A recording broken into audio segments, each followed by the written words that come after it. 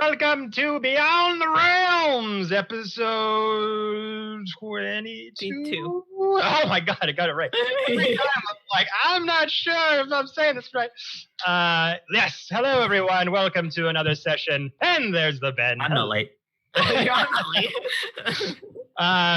guys, it's going to be a really interesting session tonight. So we thank you so much for showing up and coming along on this crazy frozen ride with us.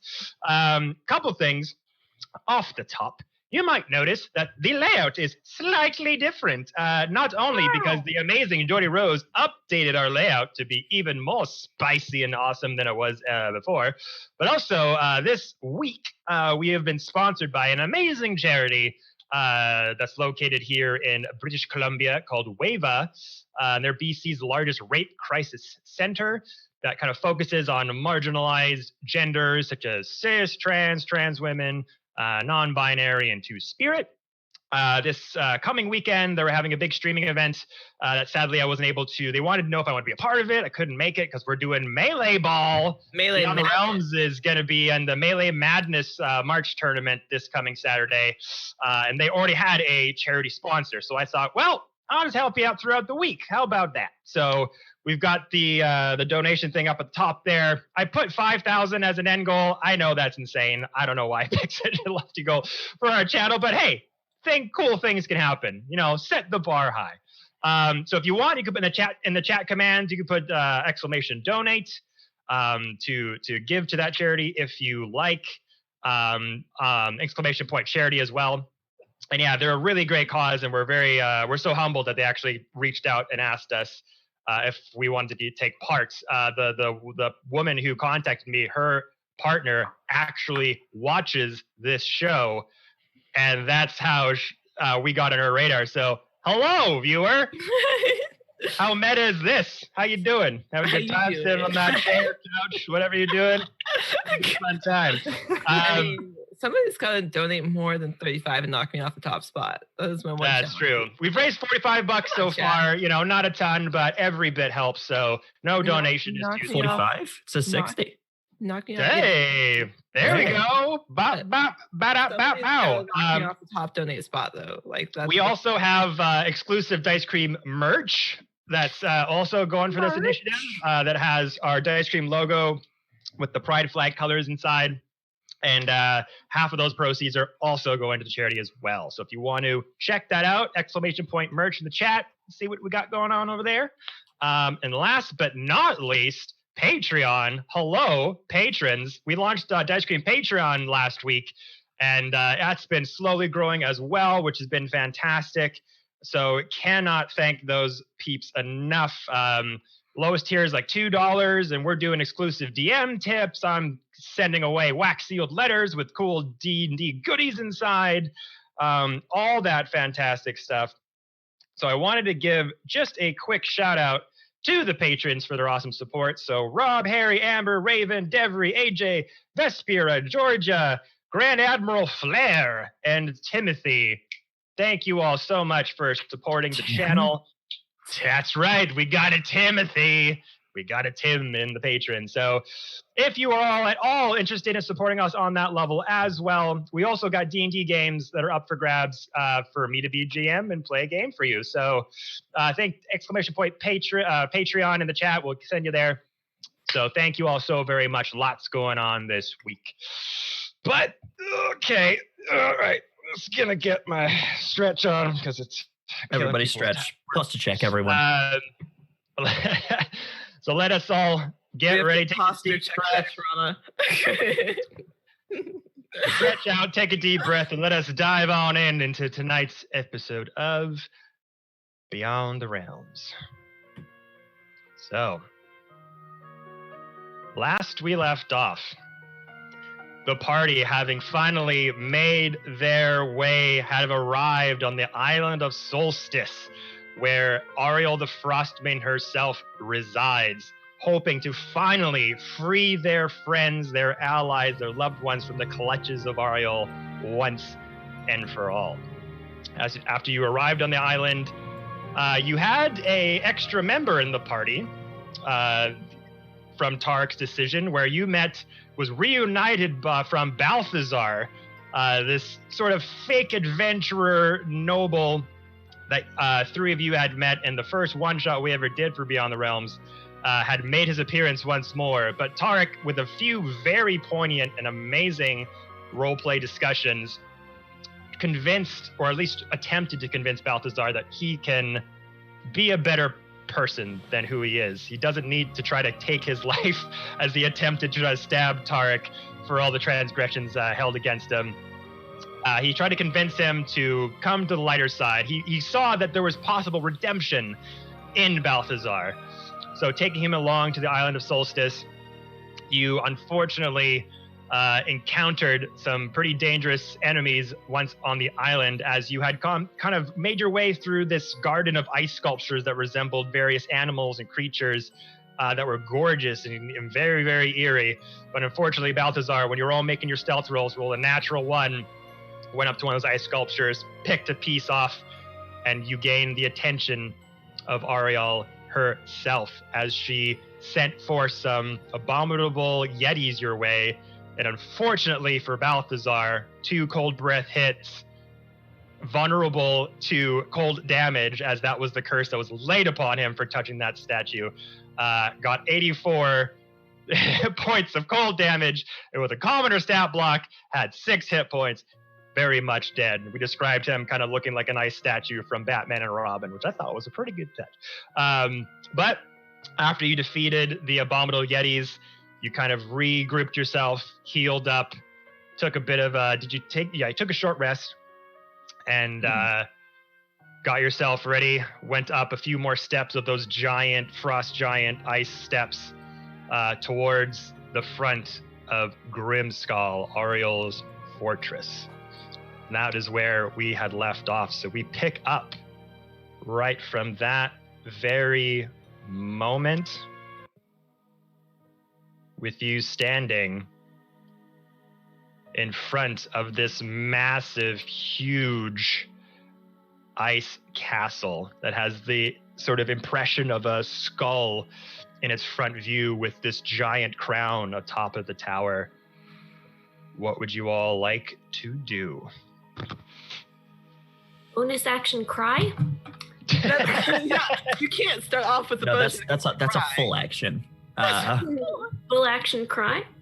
Yeah, cast takes 10 minutes to cast. Oh my god. Minimum. Ritual spell. Ritual spell. I would like to ritual cast cry, please. Thank you. Guys, we haven't even done anything yet. We're nervous. God, save the crying for after someone dies. Have a challenge? Okay, look. Let's see. I'm looking at the. Oh boy. What is stealthing? I'm gonna say yes. Yeah. Can I do a crisp perception check to make sure that we're not getting bamboozled by anybody waiting for us? So you're trying to see if you can sense if there's anyone around kind of waiting in the wings. You're standing kind of this sort of path that's leading up to Grimskull, as we discussed. Like, there are these giant steps that are like almost 4 feet high, these massive platforms leading up to the castle, as this structure used to belong to a royal family of frost giants that Ariel took it from. So as you're looking up, you're kind of looking around, looking to the side, just seeing if there's any creepies around. Roll perception. Okay. Oh, that is not bad. That is going to be a 23. Nice. 23. So yeah, so this castle is kind of up top of sort of along a mountainside that this path you were on kind of winded up and went further and further into elevation. As you're looking around, you can kind of see these big, massive frozen doors kind of a few feet in front of you. They're about 25 foot high, 8 foot wide. Looking at the thickness of the structure and like the doors, it probably could be like around 2.5 foot thick, chiseled out of ice with kind of crude handles in the front. And in place of hinges, you can see the door has thick, sort of cylindrical pins of ice that rest in the holes at the top of the bottom edges of the door's frame. But as you look kind of down either side of this sort of mountainscape, these giant dead trees and frozen wasteland, don't see any creepies, don't see any creatures, don't hear anything rustling in the bushes or anything. Seem fairly certain that you're at this point, no one's around. Okay, I would relay that information to everybody, but I kind of do one of these and turn back around to the main Frostbreakers. You mentioned the Frost Prince giant guy. Prince of Frost. Prince of Frost. Prince of Frost. Yes. Is this like his cousin's home? Because that's going to give me a much better idea of what we're facing if she's taken them out. I don't think any relation, but I didn't really ask the family tree. You know No. what? That's fair. I'm just getting more concerned as I see the tall. Usually, vaulted ceilings are great, but in this moment, I'm concerned. Yeah, I don't know. This is very deja vu of when we were in Jotunheim. Okay. So perhaps. What's for relation? I don't know. Well, coast seems clear. Cool. At least for now. For now. We should all move cautiously. Going up to the door. Are we? Because this is our last chance for a beach episode. Like if we We could leave. We Go. could leave. if we right just now. leave right now. We could just leave. Hey, Kevin, what would you do if we just decided right now to leave? I would like to go explore the rest of the island. You can Go. certainly. Great. Love you, Kevin. There was a white Titus, dragon and we chasing die you. anyways. Remember that? I don't like that threat. That's so. Say less. All right. Yeah, I Is the guess- door locked? Pardon me? Is the door locked? You'd have to see to find out. Do you go up to it and try to open the handle? Oh, yeah, I inspect the door traps for Yeah. all sorts of stuff. I Check for inspect traps. Yeah, go for it. Both of you. Yeah. The sorcerer and the druid checking for traps. Nice. Oh, I'm not even traps. Oh. That's just you, baby. Do you want to help him? Give him advantage? Yes. All right. I'm gonna No. give him assistance. Mhm. I can't cast guidance because I'm currently. You're much taller than he is, though, so you can kind of point out I things. can cast guidance, though. I just thank you, Griffin, for reminding me. Don't I forget cast. it. We could say I cast guidance beforehand. Sure. 23. Hey. So looking at these massive, huge slabs of ice, kind of carved with similar designs from the from Jotunheim that you remembered from before. But you go in there, you're looking up for traps, any kind of wires, anything like that. You're not seeing any mechanisms or anything of that nature. You go to kind of pull on the handle, and it's just like this sort of iced chain, sort of like an iced door handle that's like huge, right? Like we're talking like for you, John, it's like this big. You need two hands just to be able to like kind of grab it in the middle and pull. But as you do, you kind of roll a strength check. Oh boy. I crit, which will mean it's a 19. Nice. Yes. 19. You go to open it.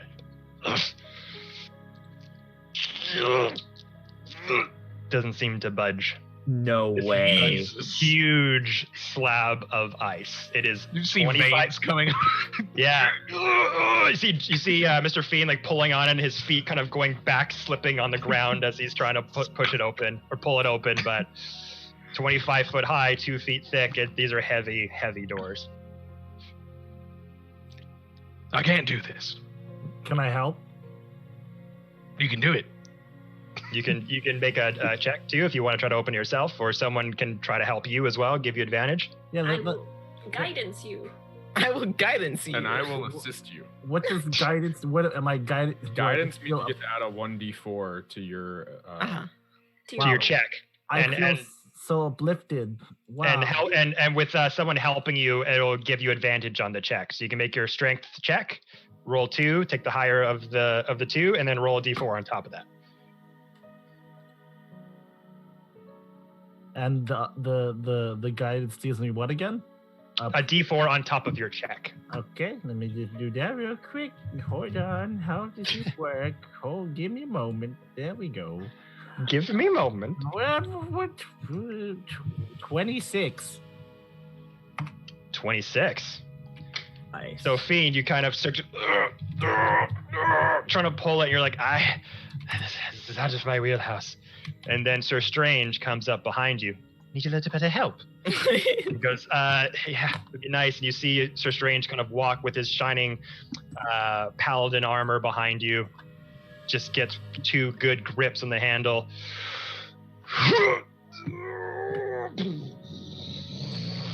Starts to pull back on the door, and it starts to grind on the icy ground.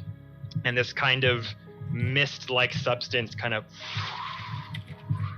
starts to pour out from inside, almost like dry ice just billowing out towards you. And as you look inside, the steps end that have ended in front of that double door made from slabs of ice. As you're getting close to them now, Sir Strange, you see that the slabs of ice, they're made with dragon skulls and bones embedded in them. Carved in the lintel is a single word in the dwarvish script.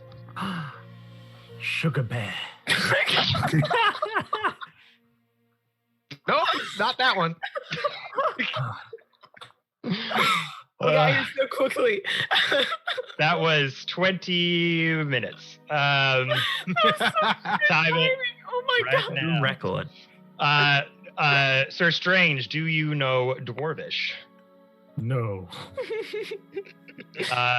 Could be sugar. Fiend, do you know dwarvish? Nope.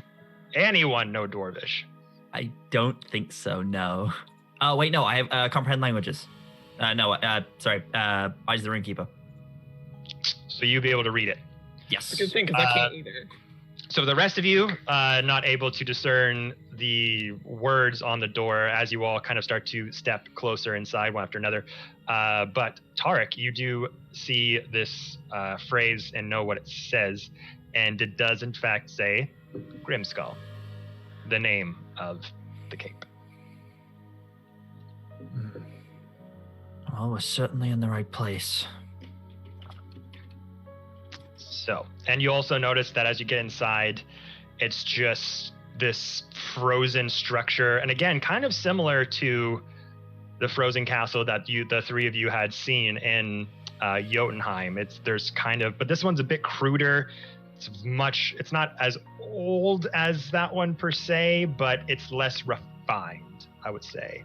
It's much more crude, and there's like kind of jagged sort of icicles and rocks kind of all over the place.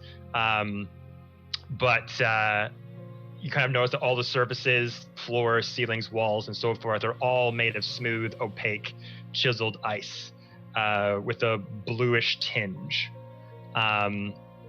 About a 2-foot deep blanket of cold mist kind of creeps across the floors, which you start to sort of put your first step into the doorway. And you kind of notice that even though it's very, very slick on the floor, it doesn't seem very slippery for some reason. Like it's pretty sturdy, which is interesting. And inside also, this fortress is not illuminated at all. Oh, Fantastic. we have a summer star. That you And I do. have my special eyes. I also have the light cantrip, so if anybody would like to hold a snow globe of sorts, I'd be happy to give you a light. I just like Terex. I can see far. I can see far. I also have produce flame, so I will say, if you want to sort of position your tokens in a marching order that you want, Sure. we'll do that now and then Be begin. up front with Feeny Boy. Ramira is much larger than the rest of us. Yeah. Mega Ramira. I'm the captain now. You guys wanted a mech fight last time, and here Mega Oh my god. Ramira. I need Ramira in a mech now, please. Oh my god. Ice mech. Ramira digivolved into Mega Ramirumon. You know, Digimon is very underrated, I will say. It is, but you're right. All right, well, I will. Wow, yeah, I don't know why Ramira is so huge. There Mega Ramira. Oh. Mega Ramira. So, going inside. Yes. Yeah. All right. As you go inside, I'll reveal the first room. Yes. Oh. Cool. Anticlimactic. Lame. Oh man. We say that now. Yeah, I work so hard on that. But yeah, so you enter this room like I described, very slick, opaque flooring. The walls themselves, there's some that are kind of smooth, but some kind of like jagged and crusted off the side with icicles hanging off of them. But that's all you see inside. And who has the summer star? That would be me. Big Tune has it. Okay. So we'll put that.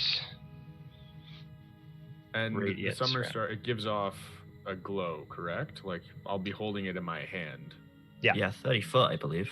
Mm-hmm. Oh. Wonderful. Well, the radius of the effect that you want to produce, whether it's warm weather, rain, was a 30-foot effect. The glow of it, however, coming off of it, I believe it is Oh, that's 10 foot, isn't it? Yeah. Yeah. I think. Oh, around there, around 10 feet. that's garbage. Might as well just throw out this artifact. Here, give to I Girl. don't know. Girl will take. No, she won't. You're right, because you won't let her. Okay. Are you so with the light itself? Is it kind of like glowing super bright, or is it kind of dim? Like how bright are you kind of tuning into this object? I would be for trying weather? to coax as much light out of it as I can right now. Okay, And- make sorry. Go ahead. I was gonna say just trying to get as much light up as possible. Make an Arcana check. He's gonna be so bright. It's gonna be. I hope you guys brought your sunglasses. I left mine at home. Well, that was a mistake. That's gonna be a dirty 20. Dirty 20. So Tune, as you kind of start to go into this very darkened ice location, the summer star kind of has its natural glow that is just kind of when it's being operated, kind of illuminating around 10 feet, and you go in, and you just realize how dark it actually is, and you just kind of close your eyes, concentrate, and the rest of you can just see this sort of thrum start to come from the summer star. And the light does, in fact, illuminate to 30 feet. Oh. Nice. Beautiful. All right. Where are we going next, guys? Is this a corner up here? Can I peek around that corner? Yep. You've got your crazy vision eyes, right? Yes. 20 feet. 120 feet, my dude. Crazy. 20 feet of crazy vision. Tarek, what are your tiefling eyes? that? I will probably thinking of other girls. I can see so far with this. So far. That might be the best meme I've ever made. Oh. Probably thinking of other girls. I see far. Seeing down that far as well, Tarek, you do notice something at the far end of that room. You see. Oh. Oh. Ooh. you can make out a couple of creatures perched on the ledges of these stairs that descend. Uh-oh. Uh-oh. Don't like that. Like, From the outside, did it seem like it goes up several floors? Was it From- relatively small? It's around like probably like 2 to 3 stories high Okay. from that front door entrance. Hmm. So there's definitely somewhere to go. Right. Got it. But that's what you can make out. You kind of see sort of a couple slender gargoyle-like Similar to creatures the ones we saw before. made of ice. Yeah, some of them are you can see like one really clearly and a couple kind of off to the side there, kind of squat on ledges. They're about 20 feet above the ground that protrude from the wall that you can see. I'll turn to Mr. Fiend, and Toon stood next to me, and just relay that information that there are some of the creatures we'd seen before at the far end. The ice smith fight. Yeah. Yeah. And they look very calm. They're just sitting there, like some of them are even like kind of asleep, and they're just like not aggressive, not looking for anything. They just look like they're just chilling. They're literally 5 feet out of my dormant. range. They seem dormant for now, but there's a staircase leading down. If we choose to get closer, we may upset them with our presence. I will say also, just to make a check, you can see a couple of doors to your left. You see a couple doors up top, and you can kind of make out a little bit of a bend going into that upper part as well to the left. The room expands at the far end. There are a couple more doorways, an arch on the left side. We have a few options. We also have the doors that appear to be right next to you, Fiend. What are you thinking? Are the doors the same, like 25-foot tall doors? Oh yeah, they're huge. Well, unfortunately, there's no way for us to open these doors without waking up those Mephites at the end of the hall.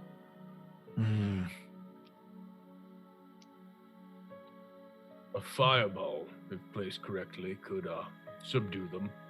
And Perhaps, but do we want to waste our resources this early? But fire magic in and of itself could do away with these Mephites. I could just try a firebolt. This is true. We should probably get closer, as perhaps we can surprise them, coordinate some attacks before they are aware of our presence. Yes. Stealthily, of course. Of course. And Carrick will kind of signal to the others behind him and just start slowly making his way down the hall. And are you all stealthing? Yes. Yes. Roll them stealth checks, baby. Stealth mode. Ah. I don't like the Sir Strange started crying. I just like this. Paladins, man. Unnatural 20. Hey. Dirty, rotten, filthy, disgusting 17. Ooh, 21. I thought that was going to be bad based off the way you said that. 17, 20, 21.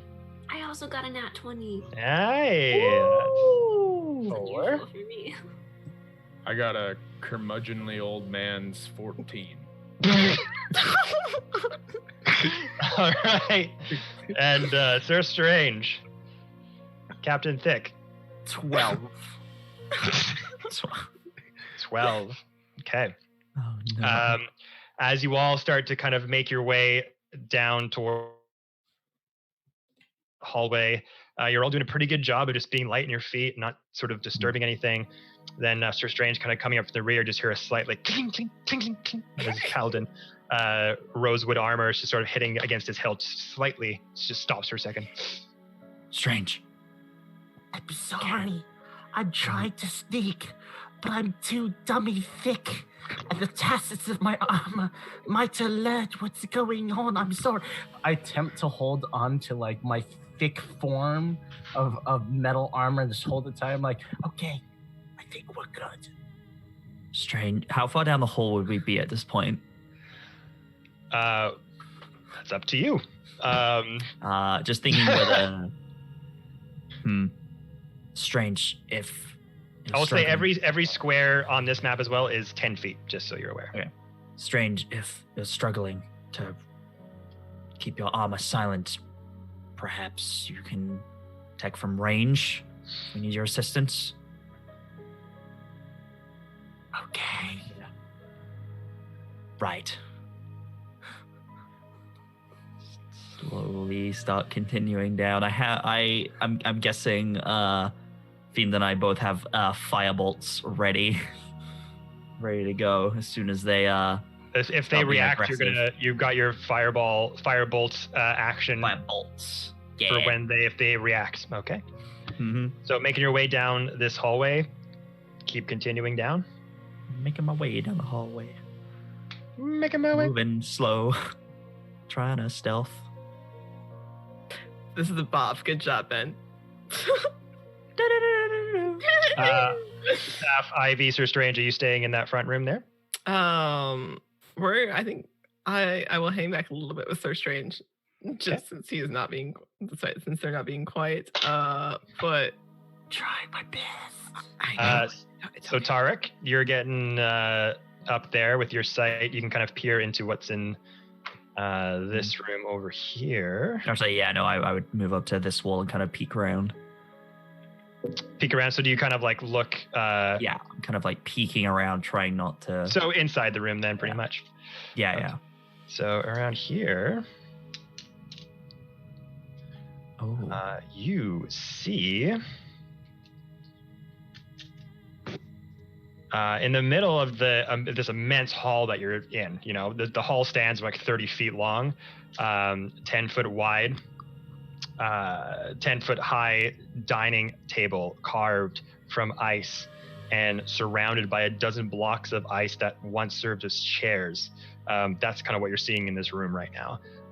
Wooden braces against the west wall hold a pair of 14-foot long bugles. I want to say, did I say it? Bugles? Made from hollowed out mammoth tusks. Oh. Dislike. And you also notice, Tarek, ascending staircase of ice in the southwest corner and has mist rolling down it. I will relay that there is a stairwell heading upward.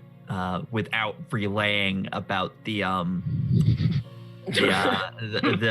horrible sight. Hey, that- Tarek, what you see over there? Nothing. Staircase. Tarek, what do your long eyes see? I wish I didn't see long anymore. But seeing that, what would you all like to do? Would we like to continue ascending, or would we like to dispose of those creatures first? If Strange is going to make his way down here, it may disturb them anyway. Perhaps we should I deal with can't them really first. round the corner without them entering the sphere of the summer star, which would probably set them off because it changes the temperature of the air. This is true, and they are Eichmann fights. They I'll And give a there's nod good to. chance that I cry out in despair as soon as I see Yeah. them, because many of those tusks belong to my friends that I know I will give a nod to. I am telling you what my reaction will be. I'll give a nod to Fiend then, continuing with our set plan of fireballing these boyos. Right. Blasting have a them. Gimli and Moria moment. No! Kind of, This is no ice castle. It's an It's an ice tune! an ice tune. And I'll continue forward. so- with, Are you two, so just so I know the arrangement of movement, are you two telling the party, like, we'll go up ahead, you stay behind a little bit, or is everyone coming up along behind you?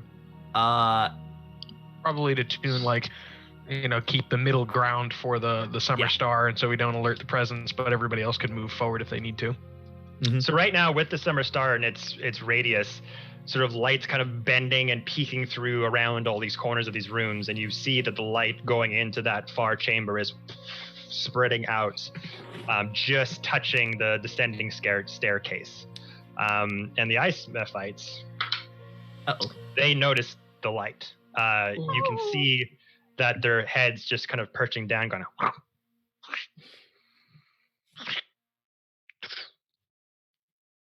Firebolt is ready in case they act aggressive. They're so cute though. These long, slender nose and these kind of elongated fingers and arms. Tarek just turns, looks at Farrell, and in her head she hears, "No, you can't have one."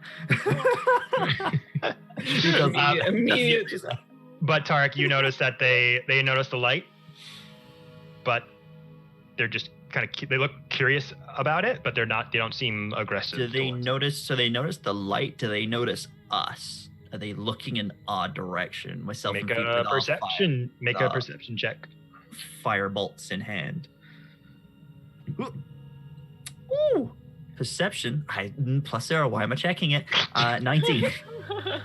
Ooh, nice. Nat 19. Yeah, nat 19. It's my 19. So they're looking down at the light, and they're just just bobbing their heads back and sort of communicating to each other in a strange language, but they're just kind of curious about the light. They don't recognize anyone's coming. They're just they don't, obviously it's a big dark fortress, just light's just there. It's just curious, odd. I will kind of gesture to Toon to move cautiously forward, as I will then continue forward as well. Just as they seem slightly unfazed by the light for now, might as well have our allies closer to us. Okay. All right. So Yeah. wordlessly, Toon will start to move forward. I don't trust these guys. Yeah, neither do I I. also don't know. So are you stepping into the room, making yourself known? How do you want to do this? I'll kind of look to Fiend, going in.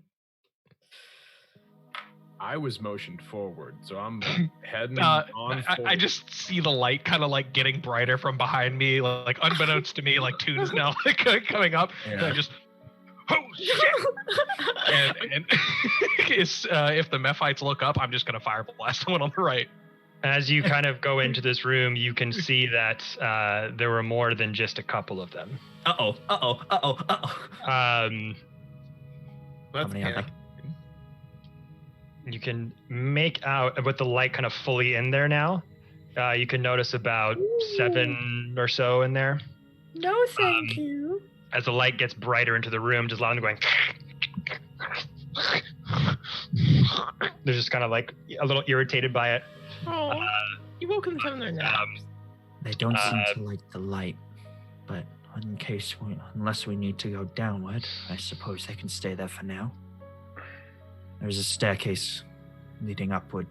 Perhaps we should check that first before descending. I'd like to say above ground, as long as possible.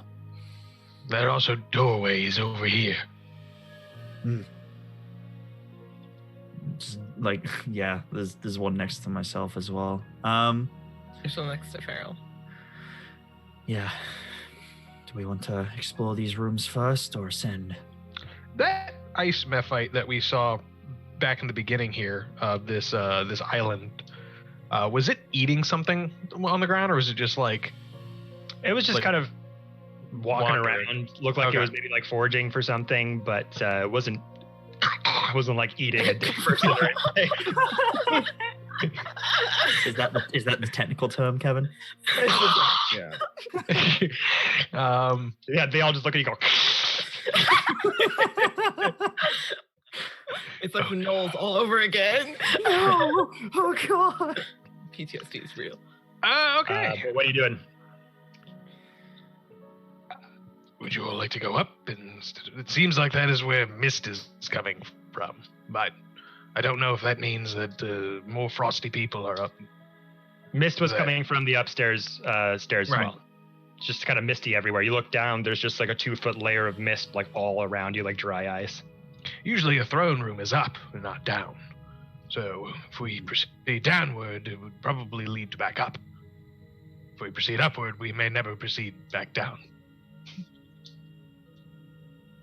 Out of character, there's also a tomb that we had heard about. Yeah.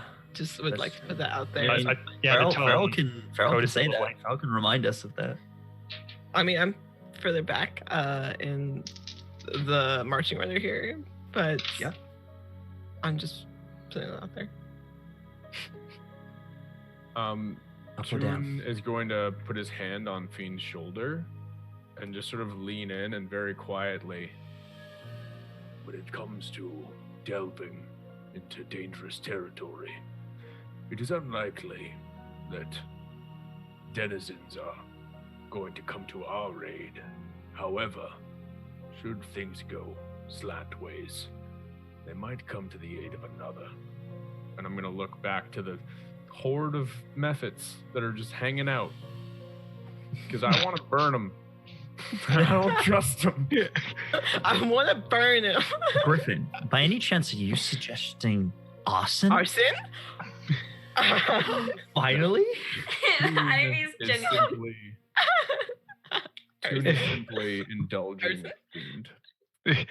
I do agree. I would like to put it politely, slaughter of all of those ice mephites via fire, lots of fire. I would like to avoid using fireball before I understand the rest of this castle made of ice, and before it echoes with a loud boom. However, fire magic doesn't always have to be loud. Then I have cantrips, minor magics that I can use. I believe. And I lean back over to Tarek.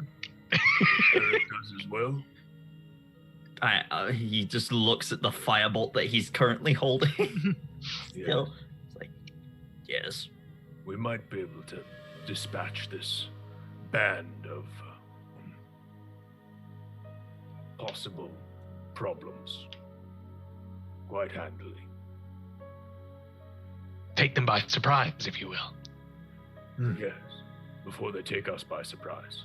And as recompense for, well, decorating their room like this. And I'm going to motion to the mammoth tusk. I was hoping you wouldn't see that. Oh, I see it. And we need to burn them. Referencing the methods, not the tusks. They're so small. It's that John Mulaney audio. I am very small and I have no money.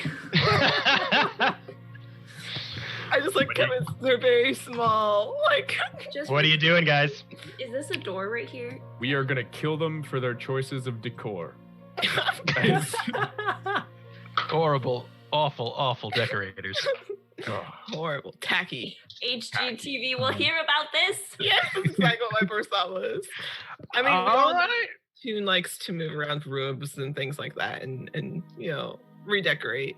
So, I'll kind of communicate back to Farrell using telepathy just in her direction because I can see her. Just say, we're coordinating a surprise attack against these things. Be ready. just a thumbs up. Just Gives you a thumbs up with the hand that has fireball in it, so his thumb's just glowing with flame. just like, I don't like the amount of dice that Kevin is rolling. I would like that noted now. I think it's all of their They perception all checks. speak common, and they're just like, guys. Guys, We're It's just gonna get real attacked. dicey here. guys, they're like about to kill us. Tarek, are you still keeping a lookout on the Mephites? Yeah. Methods. You notice one start to walk forward, sort of hover and walk towards the source of light. Is he looking at me? Our first victim. Is he looking at me funny? Are you hit, like you were stealthing? You're kind of up Yes. against a wall. There's bright lights coming down the hallway. It's illuminating all of you. I will I will peek around slowly with my firebolt, trying not to look like I'm about to blast it. But if it reacts aggressively, I'm gonna blast it. I'm just here holding this gun, trying not to look like I'm gonna shoot it. Not just any gun, it's a magical fire gun. So you're looking around the corner, and it does start to walk up to you guys. And it looks sort of in direction. You can see Toon down the hallway with this glowing orb. The rest of you kind of up against the wall with all this light all around you. Not very hidden at all. And it comes down the hall. It's Comes like down when the hall. it's like when you catch a kid with their hand in the cookie jar. Like, we're all just like... Toon's gonna just sort of like look to the others and see that everybody is cognizant of this, and he's gonna shrug and very like almost questioningly say, "For my ancestors," and I'm gonna cast bonfire on the method. So it comes up to you, Toon. It just goes like, kind of flutters over.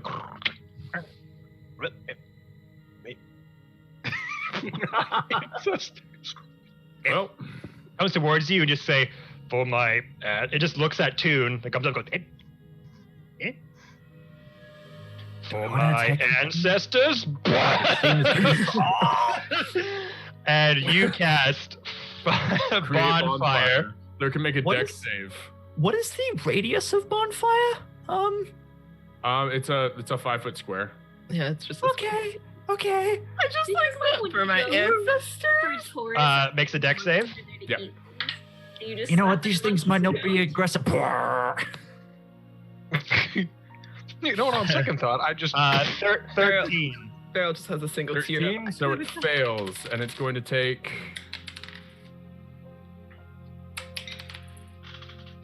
16 fire damage. 16 fire damage. For my ancestors.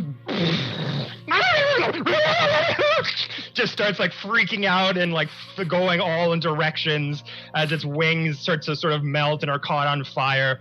All of the ice myth fights at the end go. They all start to get like really scared and like very spooked by the sudden burst of fire that's all around them. And then you hear something else coming I hate it. from this doorway right Oh, cool. beside The door barrel. to my side. Cool. Cool. You hear Ivy, I say, "For my ancestors," as that bonfire starts to emit heat in the vicinity, and those ice myth fights start chirping and making tons of noise. You just suddenly hear.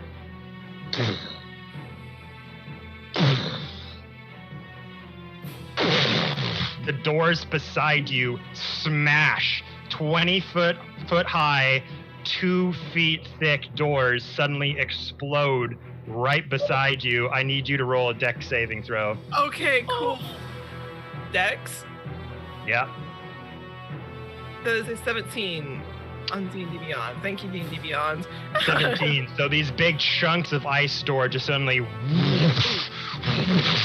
hit either side as you're able to duck and dodge out of the way. And suddenly you see revealed a frost giant right beside you. I need you all to roll initiative. Oh, damn. Oh. yeah, you do. Okay, cool. I did not roll well. Oh, I Yeah. did. No, John. I rolled worse. I promise you. Probably. Mine's at least Yeah. on the meat.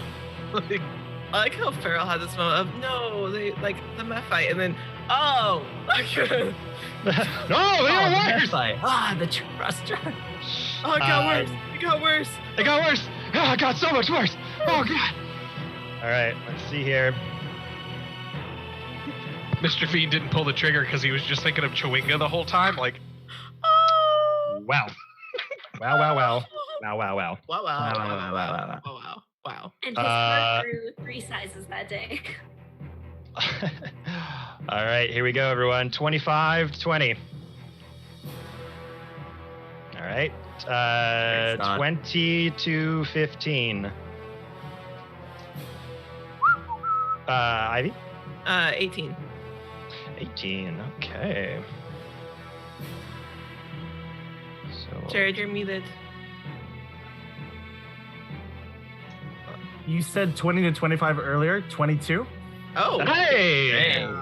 Dang, They're boy. Coming in. Let's go. All right. Oh, and you're right so- there as well. That's helpful. Nice. Yeah. Perfect. In the right place at the right time. All right. 15 to 10. 15. 15, 10. 10. Okay. 10. 10. Okay. Who's got the higher dex between you and Ramira? Probably Ramira. I have a +2 or a 14. Same. Oh, well. Yeehaw. Do you want to just say who goes first, or do you want to roll for it, or? Ramira can go first. All right. Good. Hey, Ben. What'd you get, friend? Natural 1. Hey. Plus 3. So 4 total. So 10 to. Was it just Ben that's left? Yeah. 4 All right. total after a natural 1 plus 3. All right, so Sir Strange, you are going first as you see this humongous frost giant just burst through these massive ice doors. What are you gonna do? Give me this. That's a lot of pressure. I would like to remind you, Jared, you do have auras. That's correct. Hold on. Hold on. What are these sounds? I'm going. Give me all Gandalf. Don't let him pass. Why, you fools? I'm gonna. Actually, this is gonna be smaller because these are 10 feet per square. So actually, Hold on. This is so difficult. so basically, You got this, Jared. yeah, I'll get down to 5. Well, actually, that'd be smaller than that. That's around the radius that Strange has around him, because these are like 10 feet chunks Cool. per square. Cool. I'm going to let. I'm gonna go to Pharaoh and be like, "Run, go forward, run! I got this!" And pulls out my sword, and I will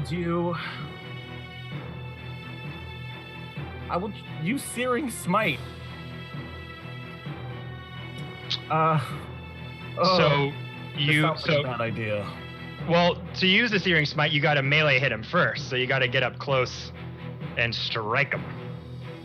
So you gotta roll the hit.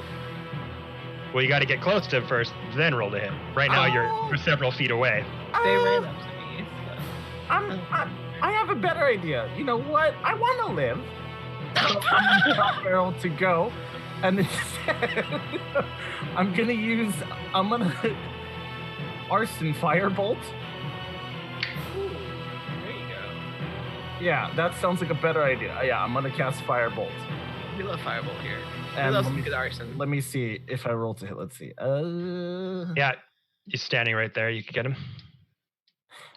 11 to hit. 11 to hit. This huge frost giant sort of emerges through this doorway, and he, like, when you get a good look at him too, he's just like this, he's withered, old, sort of leaning heavily on a giant great axe. He's extremely tall, and you can kind of see that he kind of has this kind of cloud over his eyes, this sort of like cloudy, misty sort of glaze over his eyes and his irises. Yes. And he just kind of stumbly comes to the door after smashing all those, that ice door, and goes, says, "Death, we meet at last!" And then the ice bolt or the fire bolt, you go, "Ah!" just goes out as soon as it hits him. Doesn't do any damage. Sugar Much smaller. So that was your action for Firebolt. What else would you like to do, Jared? I'm If you have a bonus action, you can move. gonna try and gesture to Pharaoh, try and get out of that general area so we can be close to the group. So I'm gonna be like, hey, Pharaoh, Sugar Bear, fire, no work. Sugar Bear is much smaller. This is no Sugar Bear. Clatter, clank, clank, clank. Clatter, clank, clank. I already have my sword out, but clatter, clank, clank. Fireball didn't work. Did you want to move closer up towards the group, or did you want to stay where you are? I'm sticking by Feral, so unless Feral doesn't move, then I'm staying by her. Staying there. Okay. All right, no problem.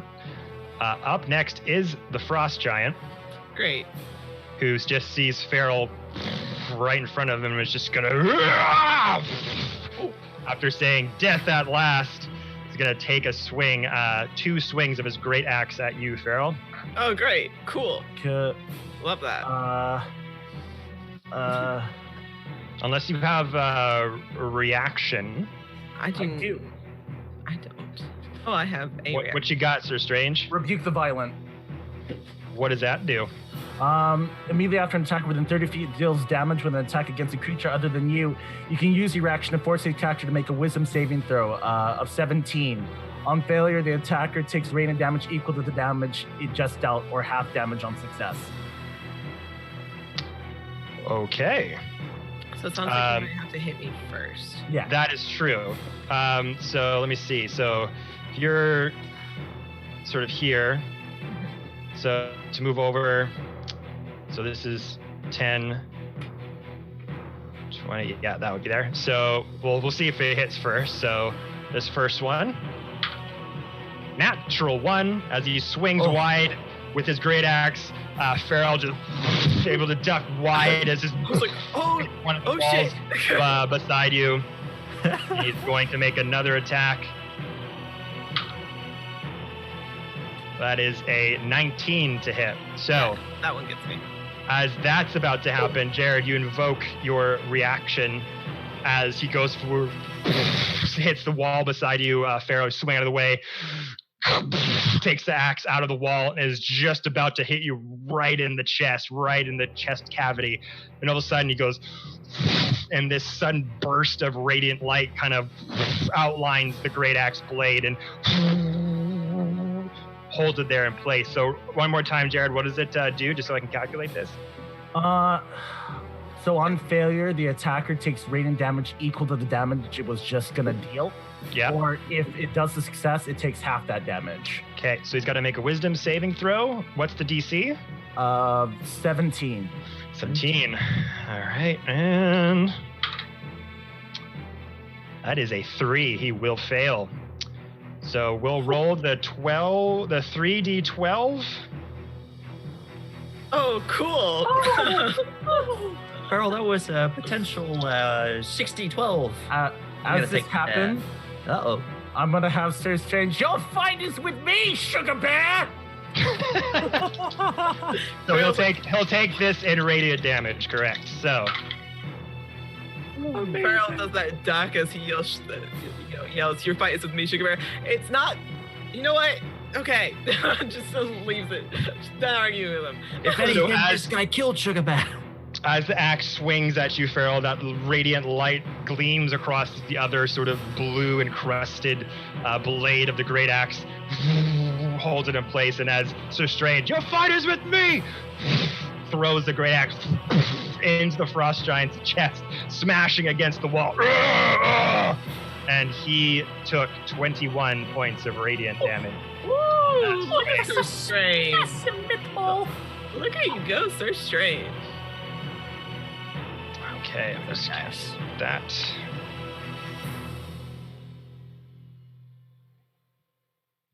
Oh. There we go. All right. Calculations. All right.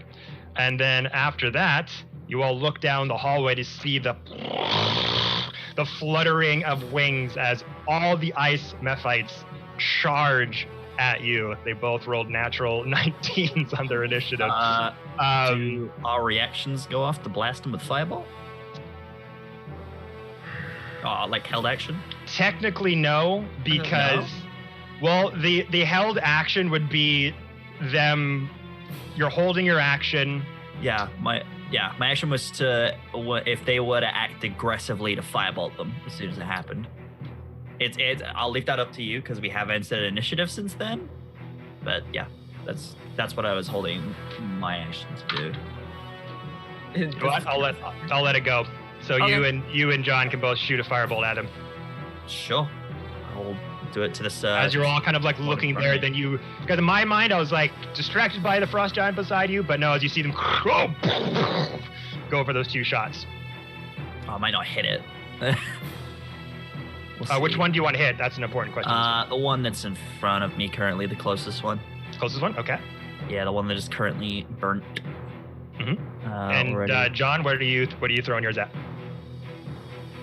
One on the far right? All right. Yeah, I think that's the guy I can see, and he's acting aggressively. The other one's burning and dying. No problem. Targ, what'd you roll? 12 plus 10, so 22. That'll hit. John, what'd you roll? 30. 30, both will hit. Roll damage. 24 fire damage. What did you get, Targ? Just roll that in now. 18. Fire Damaggio. Sorry, that's Firebolt. That's Bonfire. That's there. So yeah, you two distinctly that to get to us, to be fair. as you just see them coming down, flying over towards you, just simply, oh shit! That one there that's just flailing and freaking out and screeching, you just end its life, Tark, because you just headshot it clean off into a bunch of ice chunks that flutter all across the ice floor, the mist kind of floating and wafting from each hit. John, you see the one out the far right, firebolt whisks across the mist kind of parting in place as it screams across the floor. That one just explodes into chunks of ice and ash as well. But these will all be coming towards you. The ice fights do have a flying speed of 30 feet. How far up does that bonfire go? Do I just get, like 200? No, let me check. 1 million feet. 1 million feet. So it has a height of 5 feet. So they will be able to fly over it. It is actually a 5-foot cube, so it's a perfectly square bonfire. You've never seen it. This is a Minecraft bonfire. So the ice fights are going to make their way over. And they're going to fly, 10 feet. So But they're so cute. They wouldn't attack us, right? gotta make sure this is right. So this one was here. 5, 10, 15, 20, 25, 30. And that one could get just about there, and the rest of them can.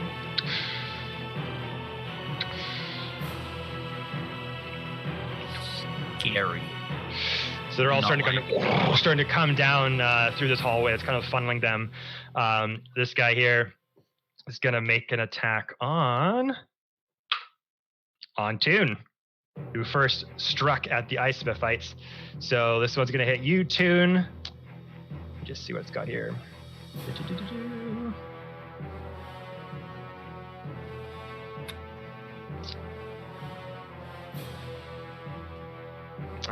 It's actually going to sort of fly towards you two, and they go.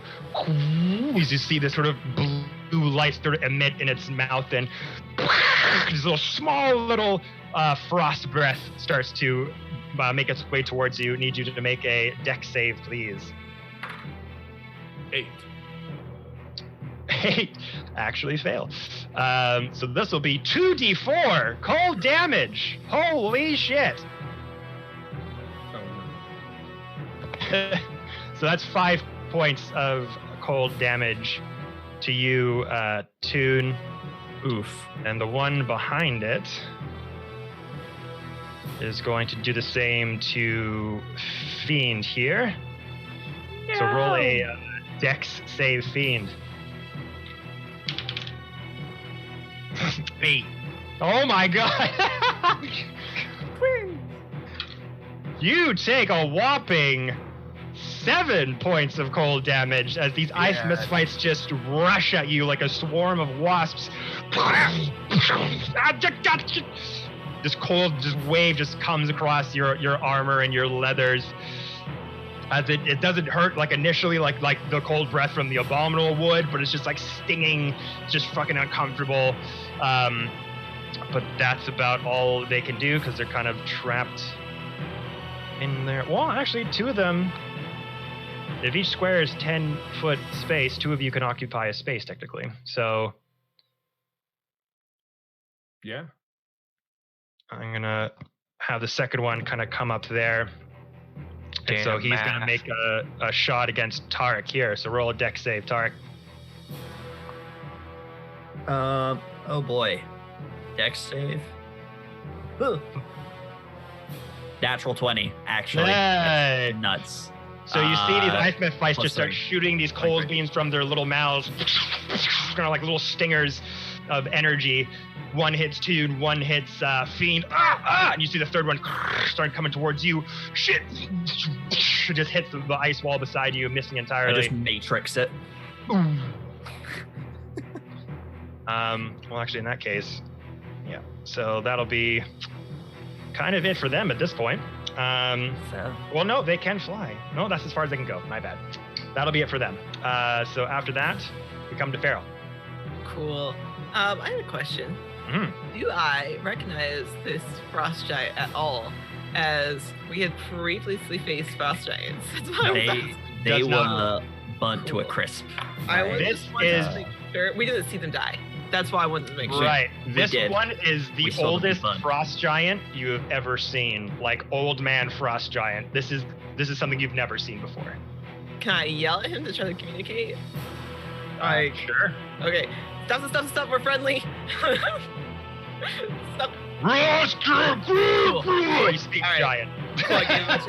Cool, I gave him a chance. All right. At least I can say that. I wanted to make sure.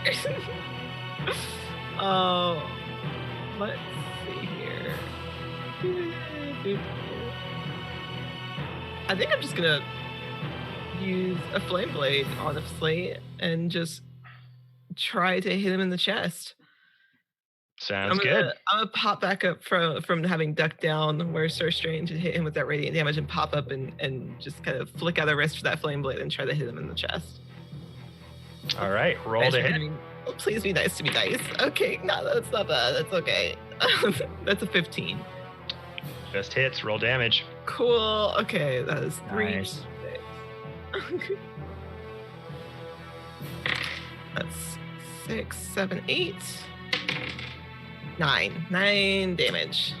9. So you go down as Sir Strange kind of gives you that help with him impaling himself with his own axe there.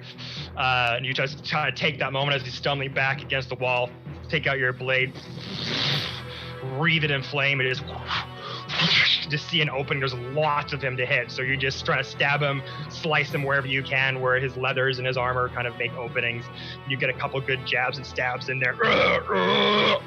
Just trying to swipe you away. Not able to make any purchase. Anything else? Can I bonus action do it again? That's the thing you can do. It is. All right, go for it. Cool. That's all right. That's not as good as I was hoping for, but that's okay. That is only 13 this time. Unfortunately not, as you kind of go in for a stab and a strike goes in for a huge swat away. This huge frost giant arm goes to swat you away as you're about to go in for another strike. Oh shit! Dodge out of the way once more. Cool. Anything else? No, I think that I'm going to take my movement at least a little back, at least get a little out of his range. When he goes to swipe me away, just kind of. He will get an opportunity attack if you walk away. All right, then I will stay there. I don't want to give him the chance.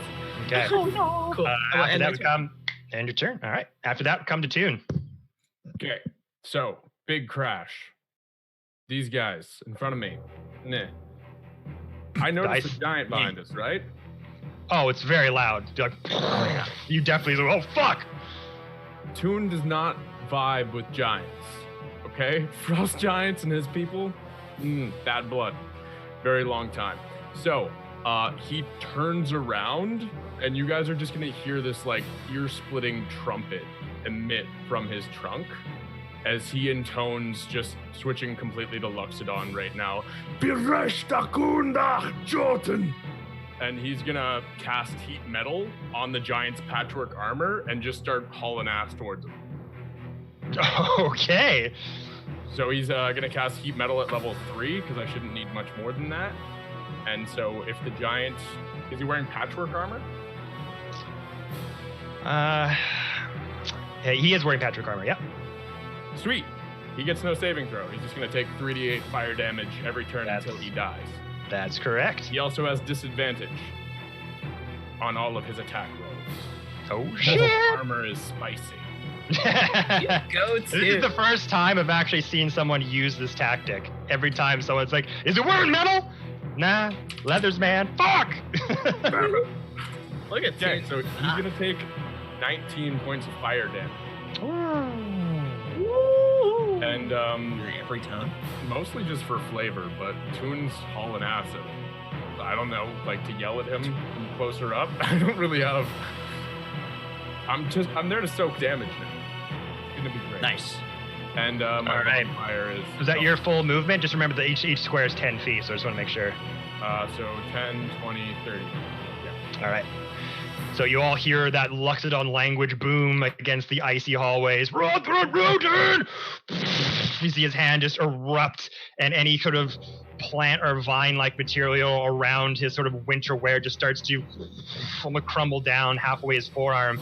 And you, Farrell, being the closest to this frost giant, see the metal parts of his armor just start to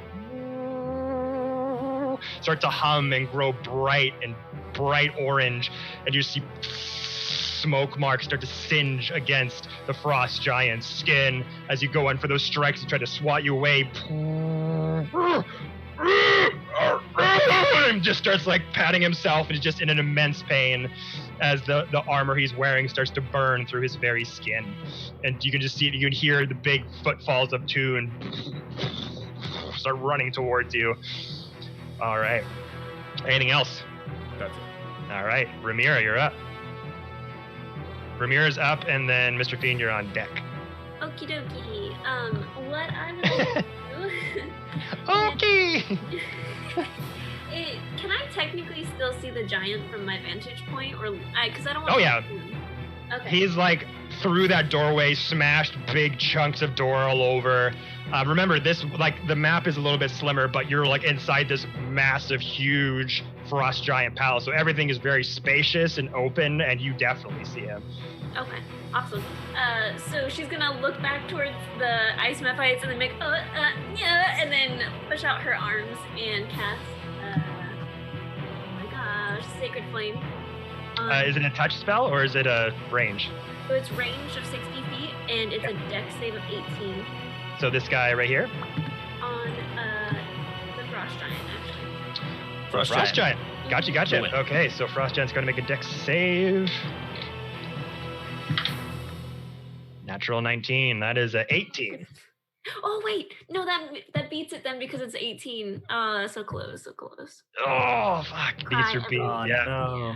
Cry every So time. you kind of like a bit disheveled from the giant onslaught as all this is happening, a rapid fire from Toon, just like, from my ancestor. And just like all this chaos is going around. I'm just not quite sure what action to take. Do you focus on the ice that fights in front of you? Do you focus on the frost giant? Just kind of confused at the moment, not really sure how to act. Okay. Anything else?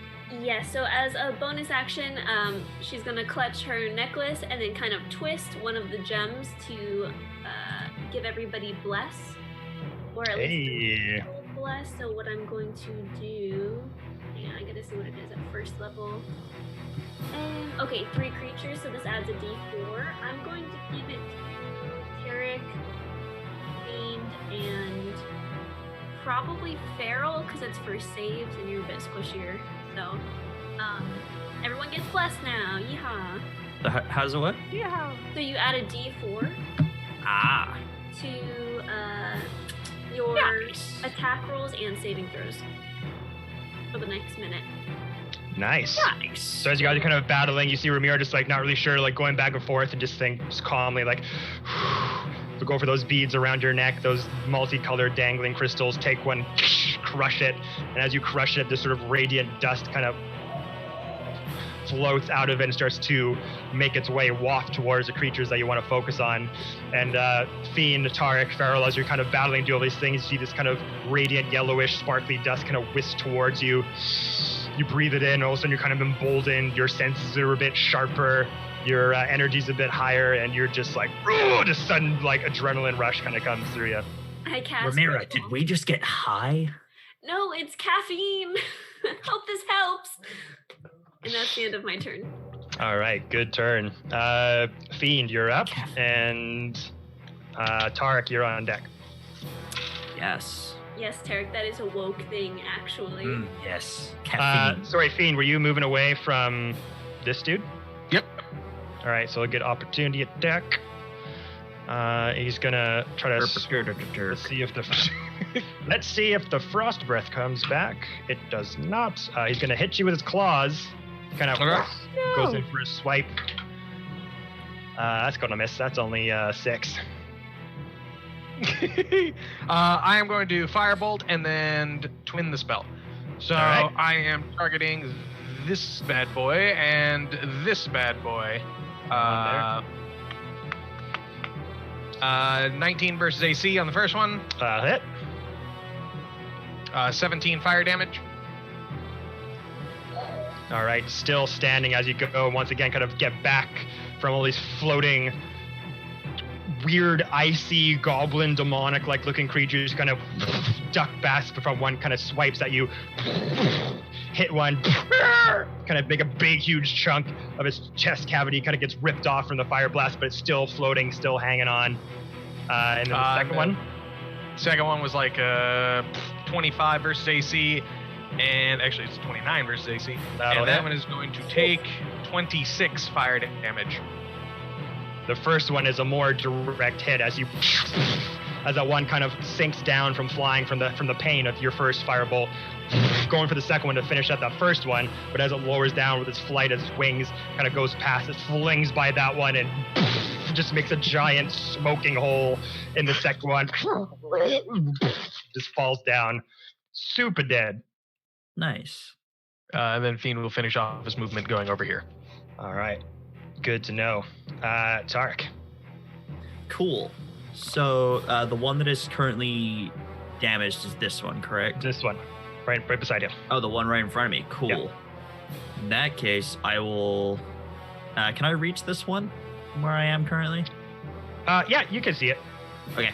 I mean, as in, can I hit it? Like, if it's a 5-foot range? Because I know these squares. So you are in. So technically, it's 10 feet away. So each square is 10 feet of movement. Okay. So a square adjacent to you would be 10 feet away. So if you say you move up 5 feet, then that's right in front. So So I'm currently between these two. Is this one and this one within 5 feet of each other? This one is not. They're not directly in front of each other. They're like a 5 foot apart, sort of thing. Okay. Yeah. So there's 5 foot between them. Gotcha. Yeah. Cool. All right. I will then. The hammer will burst into green flame. It's like a green flame blade. And I will hit this one. Mm-hmm. So we'll give it a whack. My first attack. Whack. First attack. I'm re-rolling that. That was a natural 20 again. 15. So yeah, I don't know why I keep getting nat 20s on this dice. I just re-rolled it as a 15. Why? Plus 10. 20. Why would you re-roll a crit? I don't know. Why did you Actually, no, you're right. Ben, You're right. what are you doing? I'm too good at rolling. I'm gonna re-roll again. That was my second nat 20 already. Fine. Yeah, sure. You gotta Crit. take it while you can, okay? Yeah, that's true. That is true. Yeah, so crit on that first one then. So right. 30 to hit. Yeah. I don't know what I was doing. I'm having a day today. Roll the damage.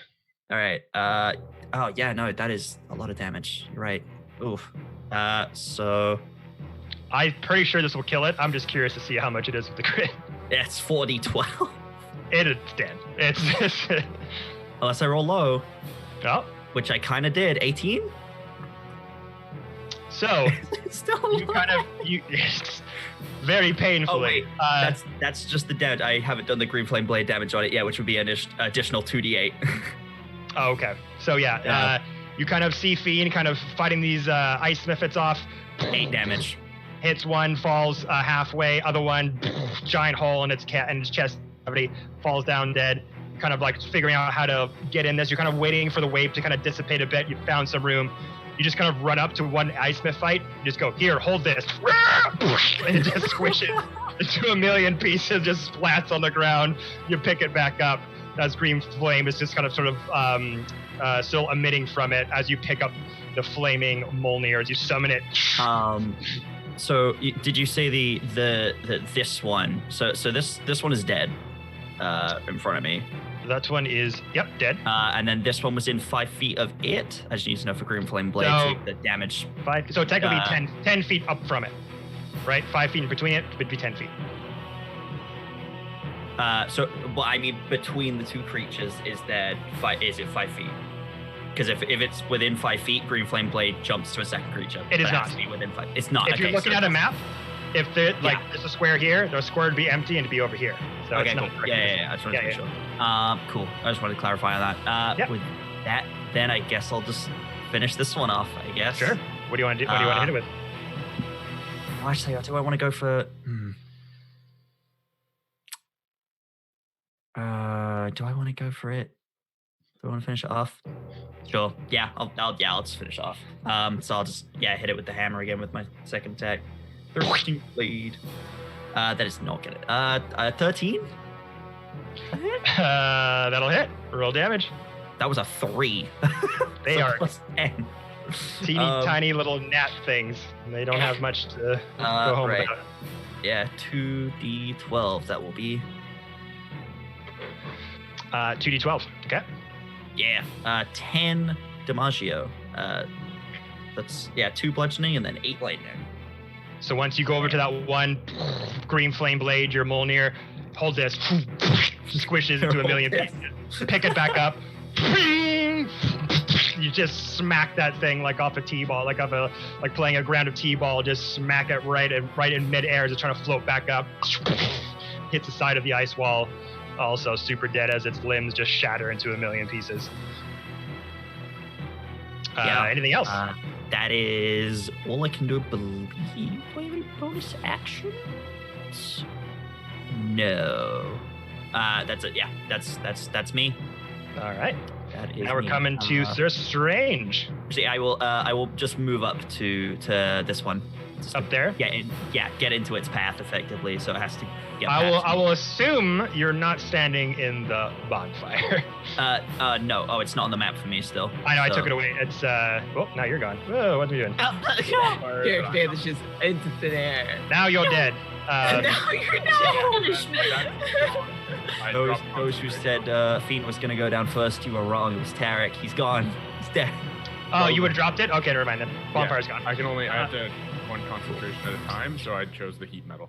Gotcha. No worries. Okay, well then, Sir Strange, it is your go, my friend. What would you like to do? I'll Tune Bring and... myself back. How do I do that? Wait, Are you not there? No. no, the fire is there. Oh, there's Tarek. I see you now. And now I'm on fire. Bam, there we go. Okay, Sir Strange, what would you like to do? You see Tune and Farrell battling this frost giant. Taking a few hits. I'm gonna go near them and say, I've got you. And I'll cast Crusader's Mantle. Are you going right up beside Farrell? Just near them with yeah. Okay. Getting close to them. Let's see. And you're gonna cast Crusader's Mantle. Yeah. Holy Power Radiance. What does that do? While in the aura within a 30 feet radius, each non-hostile creature in the aura, including myself, deals an extra 1d4 radiant damage when it hits with a weapon attack.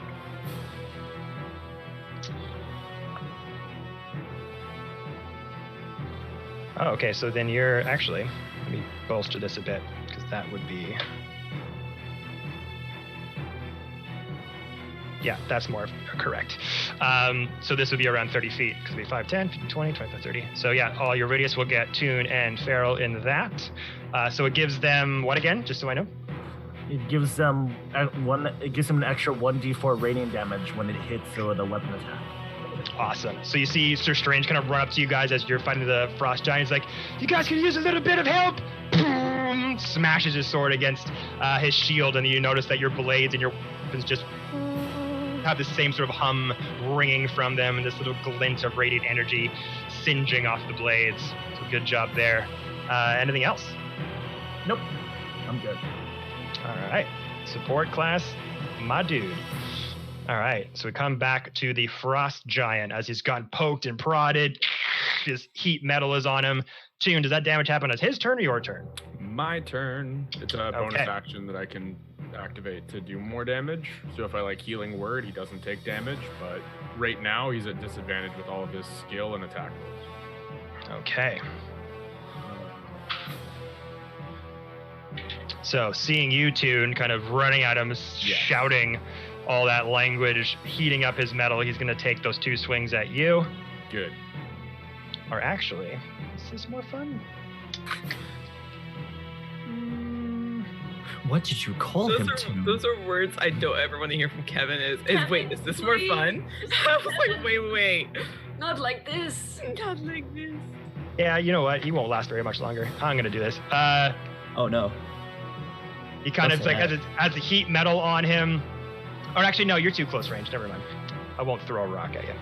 He'll just Just be more like pull the ceiling down. Hey! Knock it well, off. yeah, you're way too He's close. old. He has back pain. He doesn't want to the axe. He's just like, you, stop it. Get off my fucking lawn, you kid. Get out, big grim skull. So 2 great axe attacks against you, Tune. Oh man, that's 12 on that one. Let's switch up the dice. Oh, Jesus.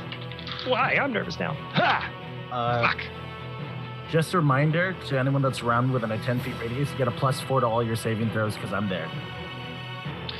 Those are both gonna miss. One was like an 8, and that one was 14. Yep, 2 misses. So after the burning, singeing metal on his skin, he just keeps going in for like a giant swing, but he's just older and more frail than any frost giant that you have seen, Tune. He's just a bit slower to the touch, so this sort of multitasking right now, taking on multiple foes, burning, singeing skin, just swinging wild, and is just in too much pain to really make a hit on you. As you're kind of keeping your distance, as you know exactly the range of frost giants, their reach, how they react. You've dealt with them many times. Okay. So after that will be Ice Mephites, and there's only 2 standing. And since Tarek is in view of them, they're just gonna kind of rush you. Tarek, these ones didn't get to use their frost breath, so you're gonna make 2 dex saves for me, my bud. Okay. First one. Dex save is 17 plus 3, so unnatural 20 on the first one. Yep. And then 14 plus 3 on the second one. That's maths. 17. Yeah. So both will miss as you've kind of squashed that one, smacked that one out of the other side. You see the rest of them kind of fluttering towards you. Little tiny little blue needles of frost breath go towards you. Ping, ping, just ricochet them and block them with green flame blade Molnir, not getting anywhere near you. They almost melt as they just hit your blade and just The mushrooms put up more of a fight than you do. All right, so that'll be their go. Feral and Tune on deck. I hope you know, Ben, that I was just like, my mushrooms. My sweet baby fungi. Ben wouldn't let me keep. Anyways. Wow. What? To kill us, okay? As you do. No. Yeah. Cool. Let's see here. How's this guy looking? How's this frost giant looking? He already is not great because You can see like the slashes that you've given him, the sort of 3rd degree burn starting to form under his armor from Toon's heat metal spell, but he's still up. He's still like swinging a little bit slower than a normal frost giant, but he's still got a lot of fight left in him. Cool. Okay. Let's see here. I've still got my flame blade out, so I think I'm going to pull my other flame blade as well, which is my flame tongue, and just wield and go for one attack with one and one attack with the other. All right, so two strikes with the flame blade. Yep. All right, roll to hit for the first one. Cool. 15 plus 8, so That'll on the hit. first one, and a 19 plus 8 on the second one. That'll hit as well. Roll damage. Nice. Just ripping this fool to shreds. All right, let's see. So that is. Hitting an old man. I hope you feel good about yourself. Don't throw old men at me, and then I will have to kill them. Good answer. I don't know how I feel about that one. Fine. Welcome. We need a Family Feud episode. Yes. So that's 11 on the first hit and 12 on the second. Sorry, say that again. It's 11 on the first flame blade and 12 on the second. So 11 and 12. 11 and 12, so 23 altogether. Okay. Yes. Okay. So once again, as he's kind of swinging wildly, the heat metal kind of taking effect, just kind of making your sort of picking your spots here as he's just like goes in for a swing, dodge, going in for a strike and a lunge forward right through the rib cage, goes in for another like horizontal swing, and you're able to kind of sort of race Skywalker just like a ballerina, just sort of twist and flip half gainer as you take your sword and kind of stick it right in his forearm as you go for that swing and just drive it in, rip it out. And he's kind of stumbling back and forth, his balance getting swayed as he's taking more and more hits, so doing a good job. You're gonna see the steam and the smoke rising from each flame blade hit. Both the scimitars breathing very brightly in the darkness. All right. Anything else? Nope, I think I'm good on that. I'll have my turn there. Sick. All right, Toon. I was Ramira on deck. I was kind of hoping that he would have managed to hit me so that I could have healed myself with my action and not embarrassed myself by trying to make a melee attack. But I guess we're making a melee attack with my ritual knife. Oh. Does he take the damage from the heat spell? That's my bonus action. Gotcha. Okay, so If do I the don't- ritual knife. Kill him with my ritual knife. It's Oh my God, pretty, it's a pretty imagine. powerful knife.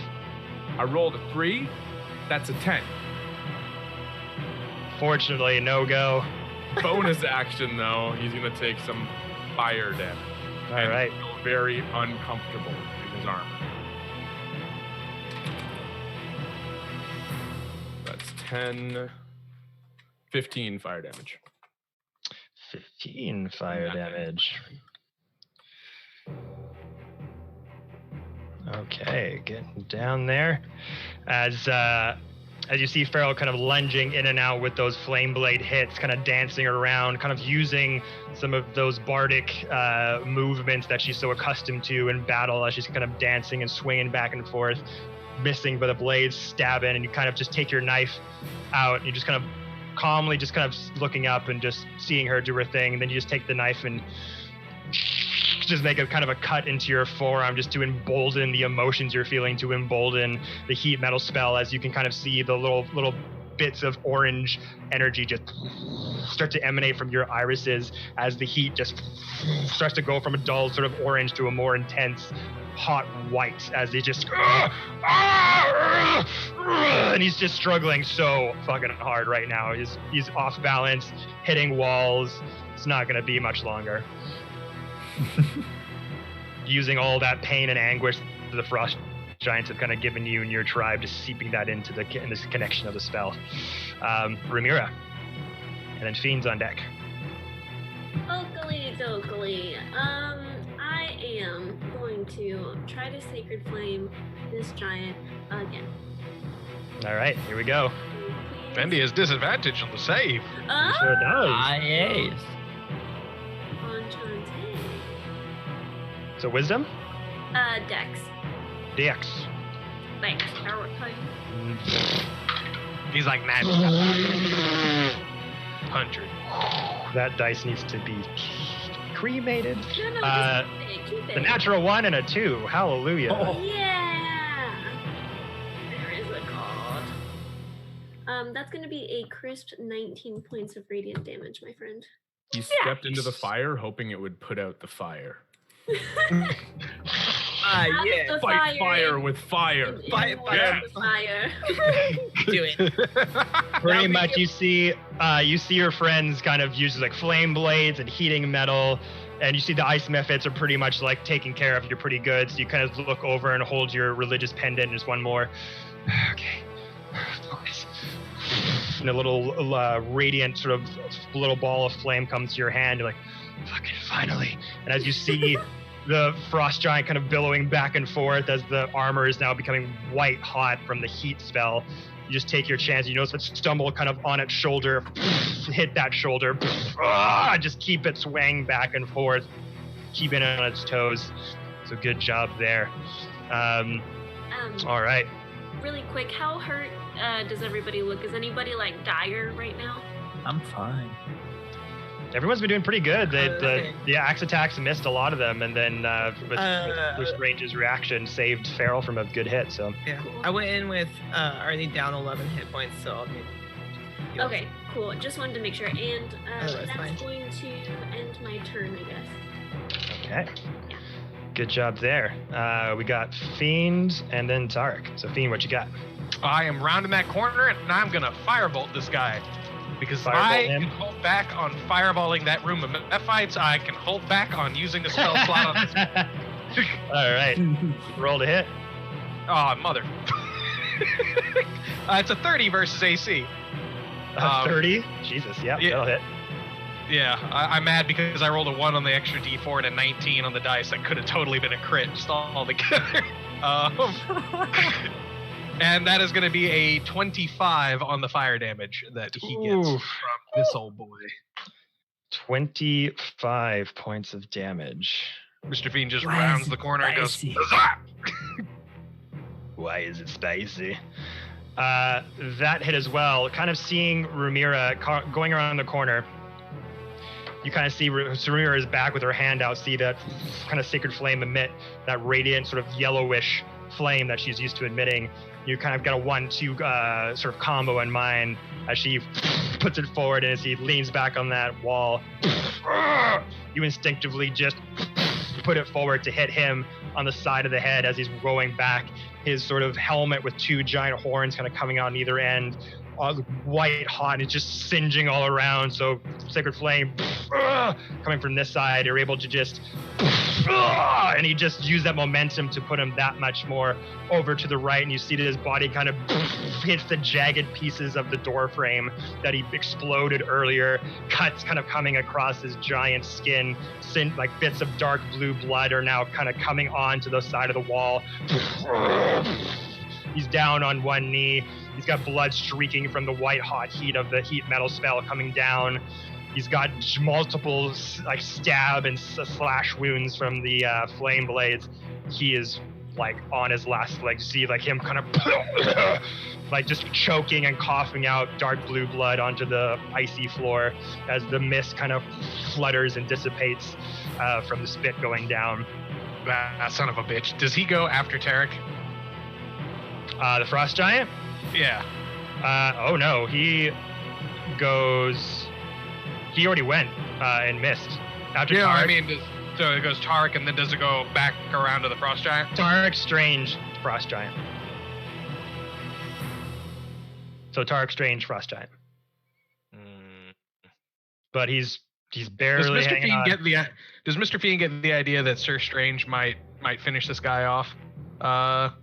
Jared? What? So far, he's been supporting and not attacking. Okay, that answers the question. I consume some sorcery points to quicken a fire blast again to use my bonus action to use the fire blast. Okay. That was really good damage. Hopefully I hit. That is, I definitely hit. That is 25 versus AC. That'll hit. Love these extra D4s too. That is 8. Yeah. 23 fire damage. 23 fire damage. How do you want to do this, my friend? As he's going down on one knee, I go, Fortune's ancestors! and like finger gun essentially the firebolt out spirit gun Finger style. guns. Yeah, and just catch him right in the eye. And as it goes in through his eye, you just see like his cranium get white hot as the firebolt is bouncing around inside his head. Oh. Sorry. As you go, hit him once, smacks the end of his head and his right side of his body hit the jagged parts of ice from him exploding that door. Fortune's ancestor!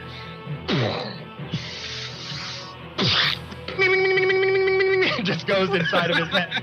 It bounces all around. And his top helmet with the horns flies off.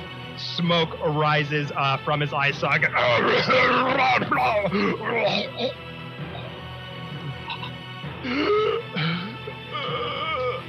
Is dead. Damn. You just see Mr. Fiend poke his head back around the corner. Farrell's gonna look over. Damn, like violent. Like she did just dual flame blade him, just like Damn. All you see is like his finger in a gun shape with like like smoke coming out of it from around the corner, and then it just like goes back. She's just dissipate. Violent. As he has his last sort of throes of breath and speech left, as he's just blood is coming out of his eye socket and in his mouth and everything. He utters some last words of giant. And Tarek, I assume that you would get a little bit closer, but he's got a big booming voice. This would kind of echo down the hallways too. You being able to stand pretty much all languages, correct? Written languages, I'm afraid. Not here. I think I know what he's getting at, and I just want to assure him while he's dying that he didn't fight bravely and that the afterlife is going to be awful for him. What? So 1 second, Toon, do you understand giant? No. But my tribe's version of Luxodon, it's like, it's like Portuguese to Spanish. This is like when Einstein passed away and no one knew what his last 6 words were, and we're like, oh, heck, man.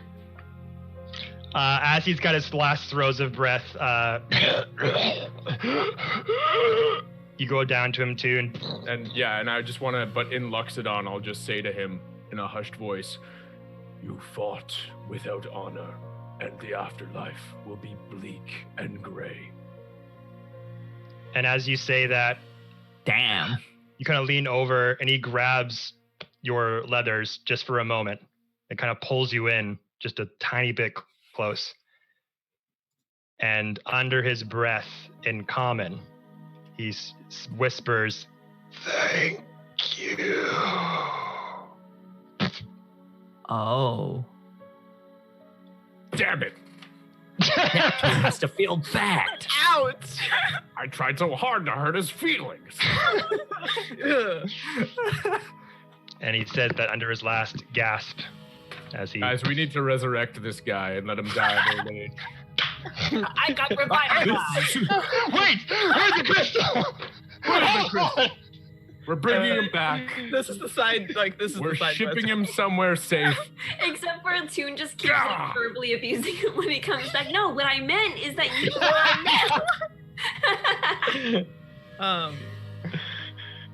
But as he says under his breath, he just, on his last gasp, just...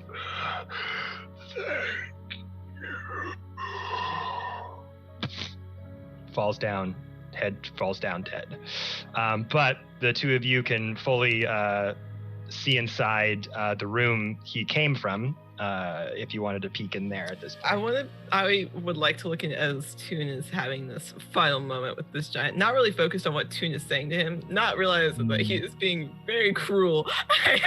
And none of you heard that, by the way. He said No. that like super quiet, only Toon. No, I would wouldn't. And in Luxodon, which none of I them wouldn't have assumed that was what Toon said. I was like, cool. He's like, I'm thinking, Druid. giving him his and last like, rites or something. yeah, giving him like his last rites. Like Farrell's not. Don't worry, guys. I got this. You're a piece of shit. Yeah, that's It's the equivalent of like everybody saying GG, and he's just like easy. Get no, right. as Toon's doing that, Farrell genuinely is like, oh yeah, like last rites kind of thing. Like that's cool. It's Toon, and then peeking in the room just ever so slightly. You see a small treasure hoard inside, Oh. just kind of piled up off to the corner. You can see also, actually, let me see. Oh, So you see a door. You notice a door on the other side of the room as well. Mhm. And then inside you see a small little treasure pile. Roughly as you're going through everything, you see what looks like around 1350 gold pieces, 4,400 silver pieces, and around 7,800 copper pieces. Oh, I'm just gonna kind of like fully step into the room. Leave the pennies. Nobody's got time for that. I'm not. If I You bring also, anything from me. so you also, sorry, there's a couple things here. You also see 4 gold rings that are sized for giants. So they're like these massive, huge, meaty rings. Looking at them, they look fairly nice too, probably like 150 gold pieces each. You notice a giant-sized shield made of dragon scales. Looking at the shield, though, it looks more decoration, not a lot of substance, so it's probably not going to be great in battle. You also notice a 2-foot-tall, 50-pound chipped statue of Thrum. Interesting. Made of ice that is pristine and looks really, really nice, and also a jug. How big is the jug? It's it's a fairly good size. It's just like about maybe this big. It's kind of dark brown with some gold designs that kind of mimic like almost like triangles that are kind of like almost Aztec looking on the top. Has multiple corks along the middle and on the top, and each cork is different colored. It looks more like a ceramic jug. Have I seen anything like this before? Roll a history check. Okay. Is it a jug of infinite moonshine? Ramira.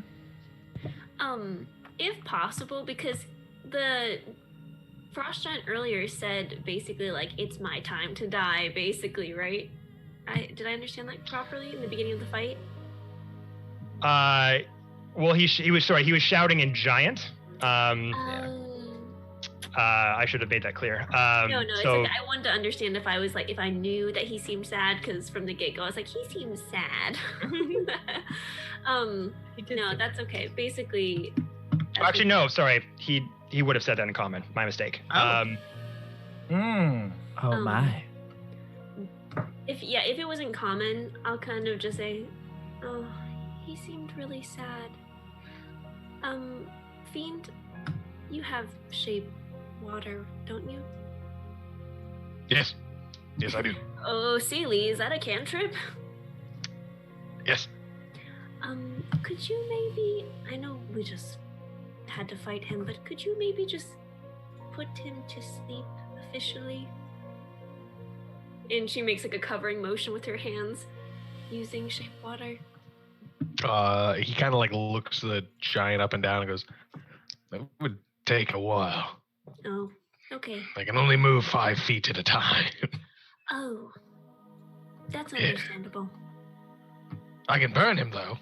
no, that will smell so bad. Yes, it will. But thank you. Jared? Noticing that those conversations were happening, Sir Strange takes a rose from their helmet and goes up a giant. Can I open his hand? Sure, if you want. I open his hand, and I place the rose in it, and I close it, and I stand up, and I just keep an eye on where we were just burning those ugly creatures as to keep watch. Those hideous sugar bears. Farrell, what'd you roll? 17. 15 plus 2. You have seen this before. You've operated with one before. It is an alchemy jug. Ooh, okay. Ooh. Interesting. Interesting.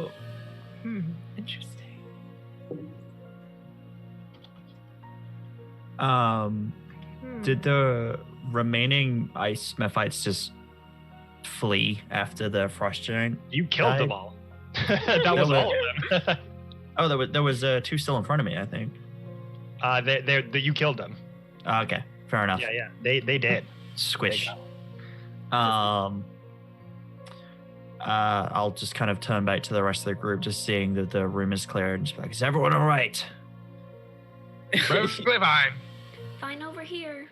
Toon is intently staring at the frost giant, and he hasn't ceased concentration on his heat metal spell, and the giant's body has taken, it's been more rounds, and it's at like 40 damage right now. He's gonna burn it through its whole duration, so it's gonna end up taking like probably about 180 to 200 damage. Oh. As the heat metal, the metal parts of its armor just starts to melt and seep through the skin and body structure of the frost giant, going through its shoulder blades, and the helmet that got knocked off its head earlier is just like slowly sinking into the ice floor as it sinks deeper and deeper into the ground. I'll just Parts kind of its walk over. fins and his forearms, they're all just sinking into the ground underneath. I'll just walk over to Toon and just be like, Toon, he's dead. Don't need to. What are you doing?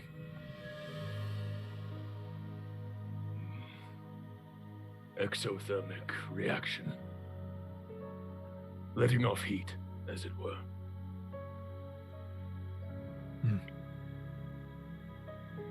Well, don't use up all your anger now. We still have the rest of this place to get through first. And he just sort of nods silently while continuing to just let the spell continue, maintaining concentration. Mr. Fiend wants to check out what's in that, what's like over here, essentially. Yeah, as he's walking by Toon and just goes, I recognize that kind of anger. Farrell's gonna, kind of hearing them outside the door, just, so there's stuff in here. Money. From the doorway, you just see one nose. Why is your nose that long? I'm a Mephite. Secret time. I feel like we're all like, excuse me, pardon me, pass the body. Fiend, there's coin in here.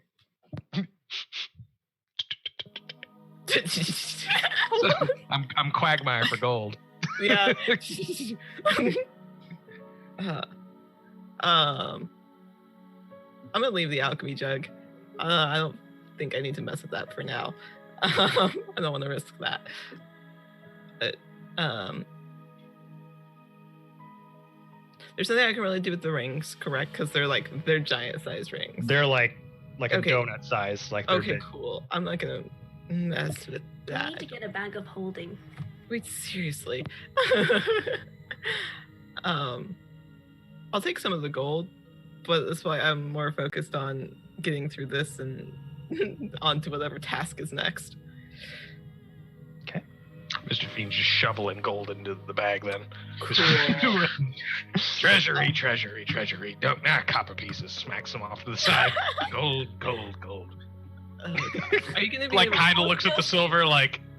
Fiend, are you gonna be able to carry all of that? It should be fine.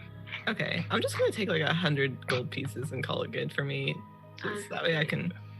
Fine, then here's humanoid, and I'll finger of death him until he becomes a servant of mine. Oh, Then he'll carry the gold.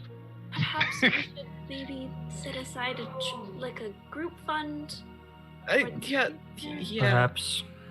If just maybe. Yeah, I'm just gonna take 100 gold and leave Fiend to his devices. Like How much money is here again? 1,350 gold. Yeah, so there's 1,350 gold, 4,400 silver. I'll take like 50 silver and call I it was good. gonna say I would probably take the silver and the copper. That Fiend is like, I don't want this. So she's like, I don't want this. Yeah. Poor but I people's don't money. know how the weight system works, so I can't imagine I can just hold 4,000 silver. I mean, I'll carry some if you need. I'm just If taking. we need to some. carry it. I'm just careful. taking a little bit Offer. and calling it good. Kevin, how does that work? Because I've never had this much in-game money. I don't care. I don't care. That was Just distribute it evenly between the 6 of you, and you'll be fine. okay. Great. So Strange doesn't take any. Cool. Each gold coin is 0.02 pounds. Mm-hmm. Thank you. Like the So, thing about weight, it's like I just don't have the. Yeah. Remember I- that you're yeah. taking it all out. Yeah, usually with like a large thing of gold, like obviously if there's like pounds and pounds of it, it'll be more of a how you're gonna do this. But like that much gold, just distribute it evenly. Everyone's carrying it like a little bit of heavy sacks, but you'll be fine. I always imagined everything Fiend was carrying was for everyone in general. Hmm. So if you want me to keep track of the gold for now and just say it's split, Yeah, Yeah. and say it's People split between perfectly between fine. all of you, and he just has it to keep hold of it and keep track of Sure. it. That's up to Yeah, Are yeah. you one not to do. taking the silver though? Because I'm going to document it. I only took. 50 I have a silver. spot for silver and for bronze, so I could just fill it out. Okay, sounds good. Cool. I'm not happy about it, but As I'm long not as happy somebody writes it down, because It's I like don't what, 4,500 silver, 4,400. 4,400 silver, and how much copper? 7,800. 7,800 copper. Got it. Look at all these Okay. pennies I found, guys. Getting rid of the penny. We could These will pay, come in handy. we could pay a lot of commoners with those coppers. I'm just saying. Fling it at them. Silver coins in a That's 77 gold, by the way. Griffin, no. Just making it hail. That would be very cash money of us then. I hate that. No. Okay. All right. No. that's the other okay. room. There's the stairs going up in the other room that I'm not aware of yet, and there's the ones going straight down. Correct. Stairs going up, stairs going down, and there's 2 rooms you haven't looked at. Tarek did say to the rest of the group that there was stairs going up. Okay. This other room has not. This one over here behind Sir Strange has not been looked in. Mhm. Hmm. I'm gonna take a step back and. Is it the same size door as everything Same else? size door, same thickness, same height. You're gonna have strength check to open them. Can I? Yeah, can I knock at it and see if I can hear anything on the other side? Like just Sure. knock, knock, knock. Go. Put my ear to it. Let's see.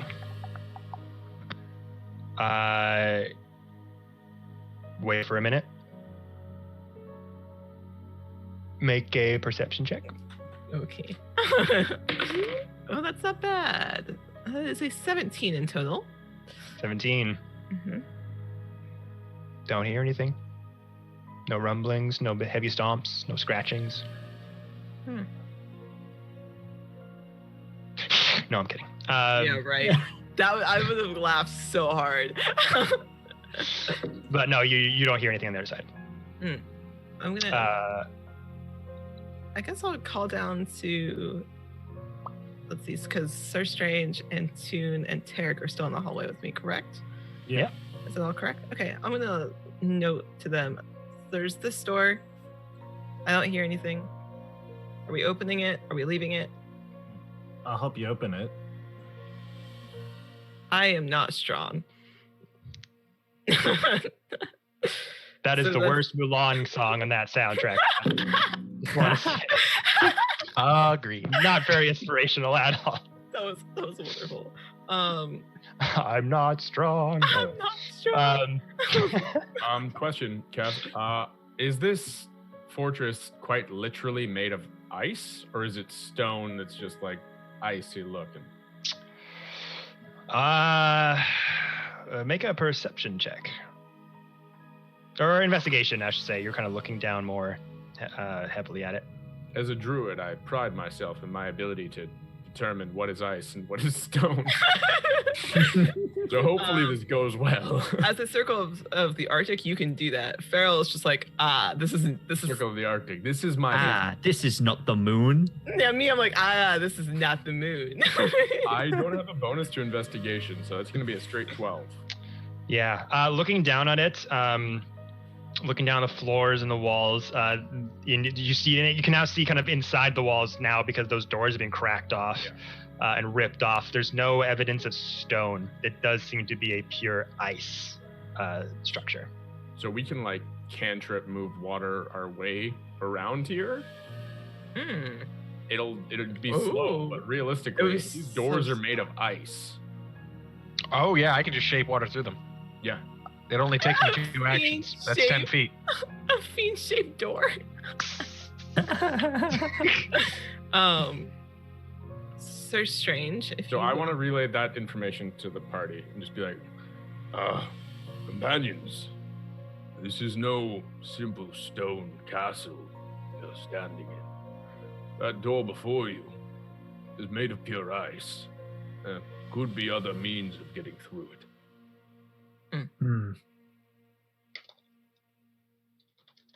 And fiend, don't lick it. What? So you want to move? I saw the move. Sorry, you said you want to move through it with shape water? He said he could. So, but shape water is a 5-foot cube. Yes, which is why he's saying only. It's very slow. Yeah. So it would be. It's not like 5 foot of it into water, and then turn the next 5 feet of it into water as your second action. So you can take an action to move 5 feet of it and go halfway through, and then take another action to go the rest of the way through if it's a 10-foot thick door. Gotcha. Okay. I also believe that this can stack. This is rested. This prestidigitation stacks. I'm going to turn to Sir Strange. If you'd like to help me with the door. Otherwise, you can find another way to open it. I'm going to go ahead and Sir Strange is just going to try and open it. Let me roll. I'll help you pull, but I am not strong. Dirty 20. Nice. Look at Dirty 20. Strong. Once again, as you open up the first door, gets that strong grip. Able to move it forward. And in this room, this long rectangular room is strewn with pieces of rotting wood and rusted metal, the remnants of giant weapons and weapon racks. A rusted out helmet sized for a giant lies near the back wall, but it doesn't look like anything is salvageable. Okay. So a bit of a bust. Thank you, Sir Strange. No worries.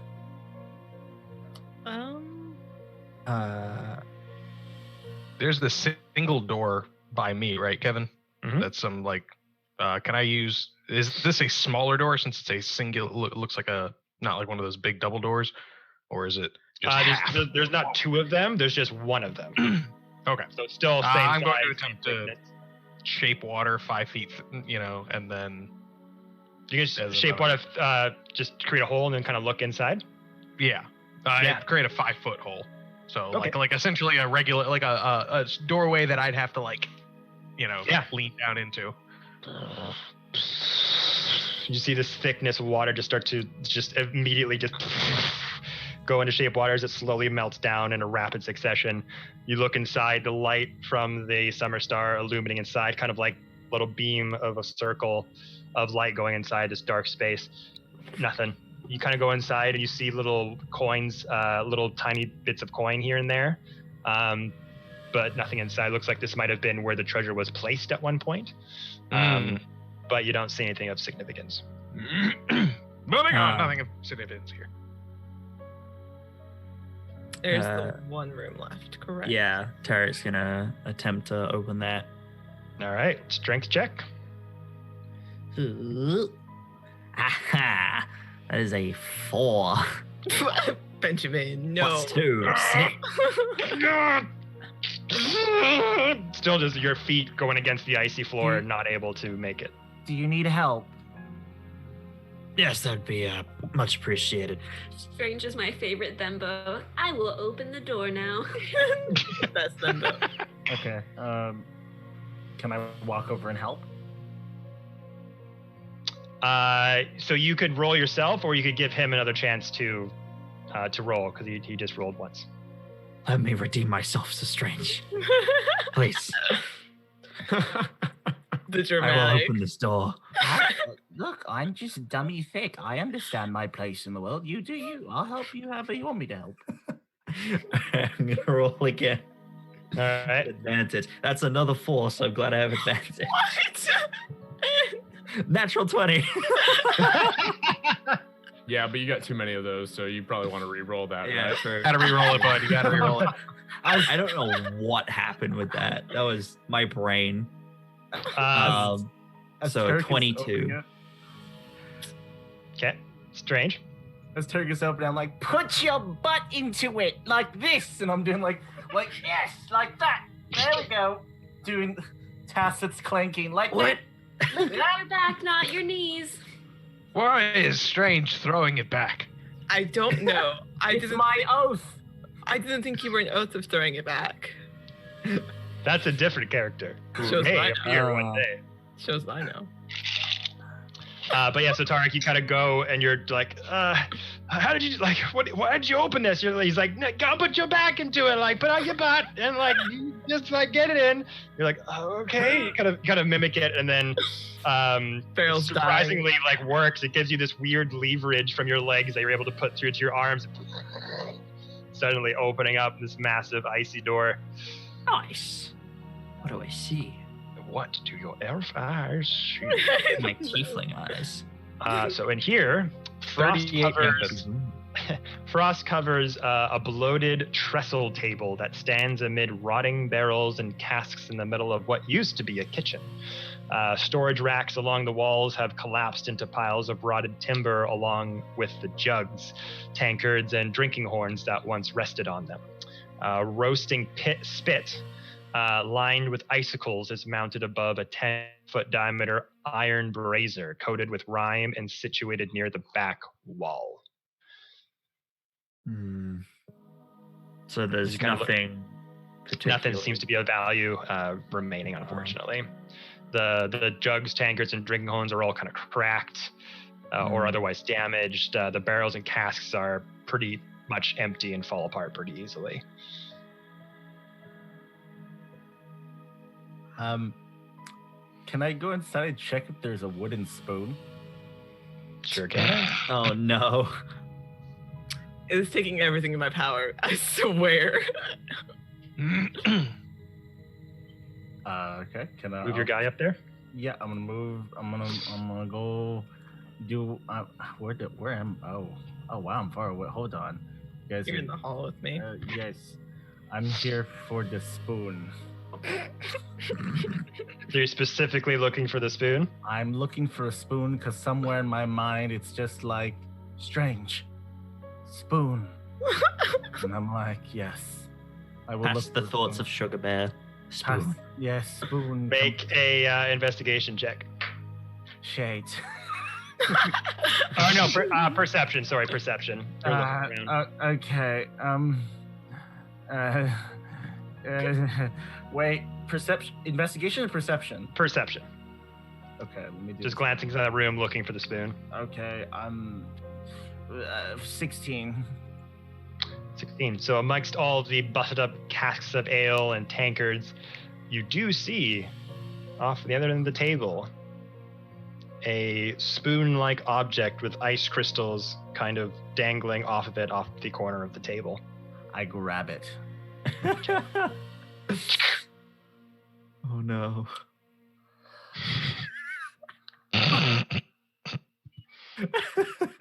I'm gonna call you Steve.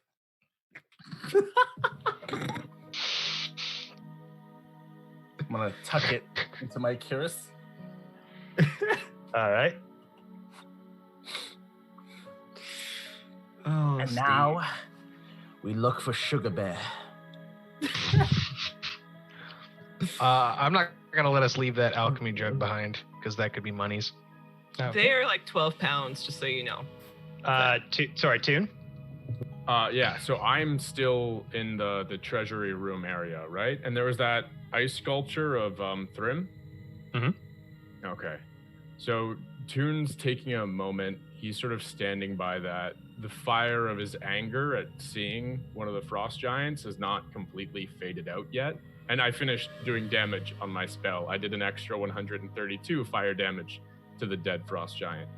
Yeah, But- the parts of the armor would have just fully like sunken through his body. So like arms separated, Yeah. legs separated. He's just like in like serial killer chunks now on the floor as like heat metal has just like gone through to the floor. He's angry.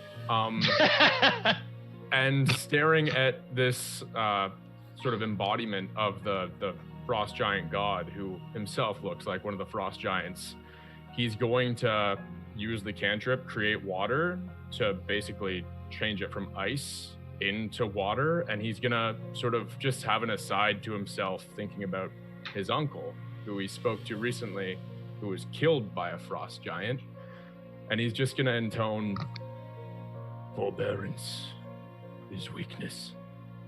Now is the time to act." And he's going to turn from that and sort of compose himself and head back out to his friends. So the statue of Thrum seemingly just crumbles into liquid form, goes against the icy floor. The little cloud of mist kind of parting as it falls down and just kind of freezes itself to the bottom layer. Okay. So, checked all the rooms, killed all the enemies. We going up, we going down. I was gonna say, What are we thinking?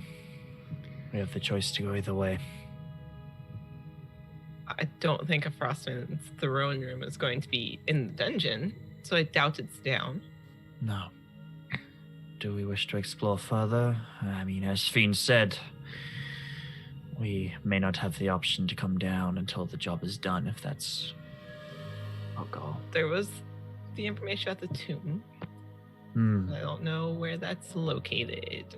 Probably down. Ramiro for sure remembers, but I don't remember the tomb part. Could you remind Neither me? do I. Farrell, that's because Farrell looked at the paperwork. Ah, yes. She didn't show you guys. Okay. Farrell looked at the maps. Okay, So- back into it. Farrell, remind me the tomb part. Oh, Tomb. right. I'm gonna tell you about that. There's rumor that there might be a tomb that houses secrets of Ariel's magic. Sorry, tome. Tome. Thank you. Its whereabouts are unknown. Well, if it's a tome, it could be anywhere, but I imagine she Could. would keep it close to her if it has the answers to how to destroy her. She has it on a nice bookshelf somewhere. She reads it at night like a bedtime story. I'm awesome. well, it is a group decision. Do we want to go up or down? I think perhaps if we go up, I mean, based on the vapor that seems to be coming from that stairwell leading up will only lead us to Ariel. So perhaps we explore downward first. Kevin, what do I recall from the maps that I looked at, if anything else? The maps you looked at were just crude drawings of Grimskull itself. It wasn't a detailed blueprint of the think so. castle entirely. Okay. From the readings that you saw about the tome, the Codicil of White, it was a magical tome that had rumored to contain the secrets of Ariel's magic. Right. No one has really been able to tell the tale of approaching this island, this fortress, ever, few barely make it to this island unless they're a follower of Ariel or have a reason to be in with their presence But from the piece of information that Zafe and his men were able to gather, they know that it's a tome of extreme power and that it holds the secrets of her magic to an extent. I doubt she'd let that get far from her, though. Okay. Also, if, like you said, if there is some form of dungeon down there, that might be where they're keeping our friends. Good point. Hmm. Good point. 10 points to Tarek.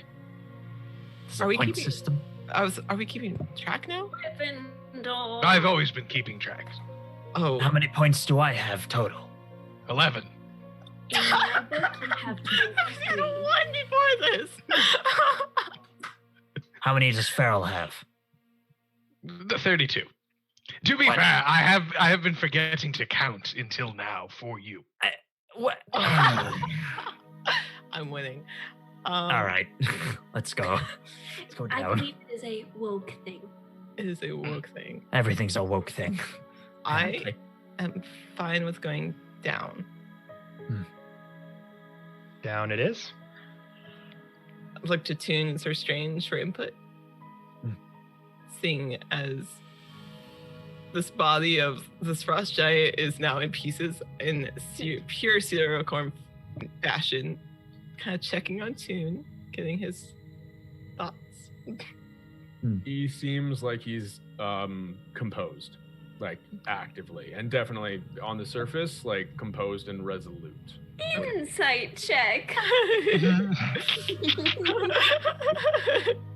Like that scene in Constantine when he goes to hell. Yeah. Underrated movie. I'll Correct. say that right now. Correct. I love that. movie. Insight check. What'd you get? Oh. That is a 21.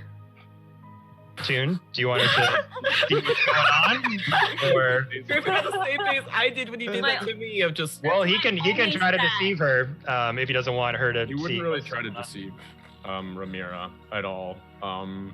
He's basically sort of molten on the inside. You can tell that something's like burning within him. There's a lot of anger right now and also passion and drive to keep moving forward, but he's trying to cool that down to follow whatever the best course of action is going to be that's going to help everybody out in general.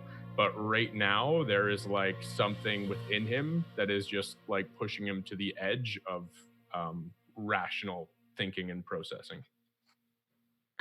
She doesn't look at you in the eyes, but she kind of just pats you on like the trunk or on the shoulder as like a, I got you, and then keeps it moving.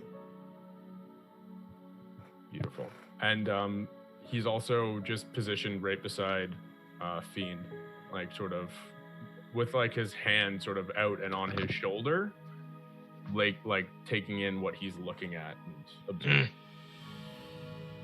Okay. Did you see the firebolt that I threw at the frost giant? It was most impressive. Ricocheted like nothing I've ever seen before. Nah, like a bee in a hive. Yes, like a bee in a... Yes. I enjoyed that. As did I. Arson buddies. Arson buddies. Oh, but when I want to commit arson, it's no. Arson for you. Building- Finn. Situational, Farrell. Frost This message giant from the building. arson crew.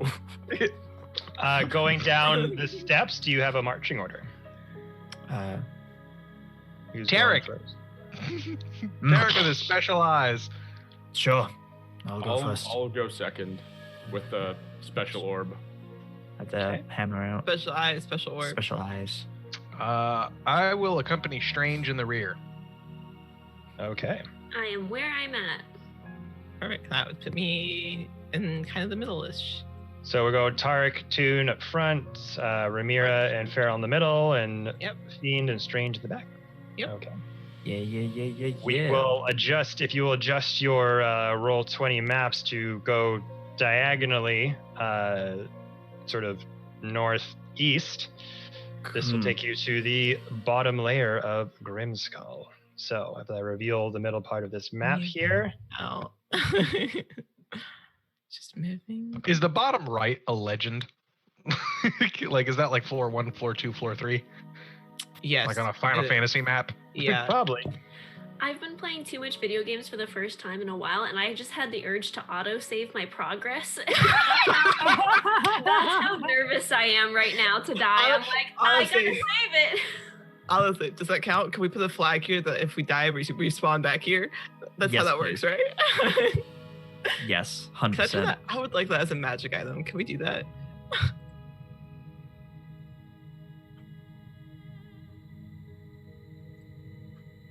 Ooh. I would like to say while we're taking this time, shout out to our donators for donating money to the charity because Yeah. we did notice that you guys Super cool. We did notice that my top donation of 35 got toppled with a $100 donation, and we just want to appreciate We're up you to a guys. total of 196 now. Oh, that's Yeah, so so we just awesome! want Thanks, to- guys. I don't have the Twitch screen on my screen. I don't have it open just because my computer can't handle it. So Yeah, but no, shout out to you that's guys for awesome. doing Thanks, guys. awesome It is things. really dope. Who was the person? Does it say? It says myth. Myth. Myth. Thank you, Myth. That's super dope. And thank you to everyone who's donated so far. They're gonna really be happy about this. We have put the donate in the chat.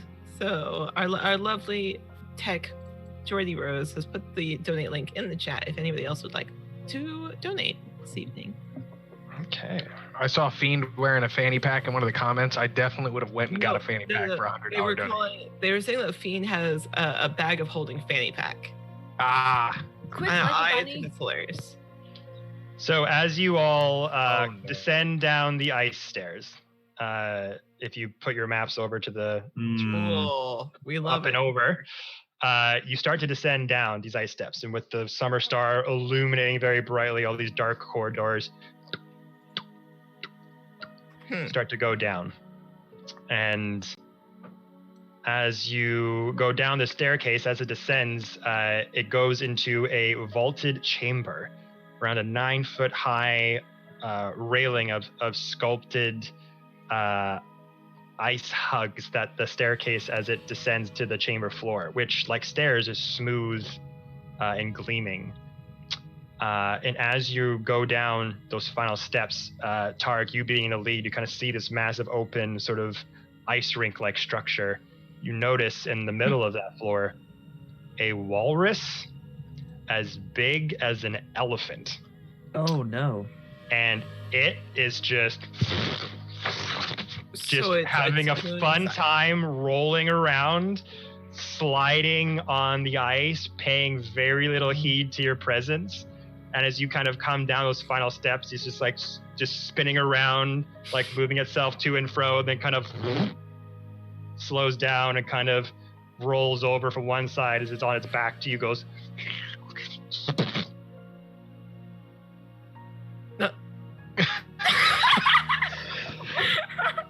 Sugar bear.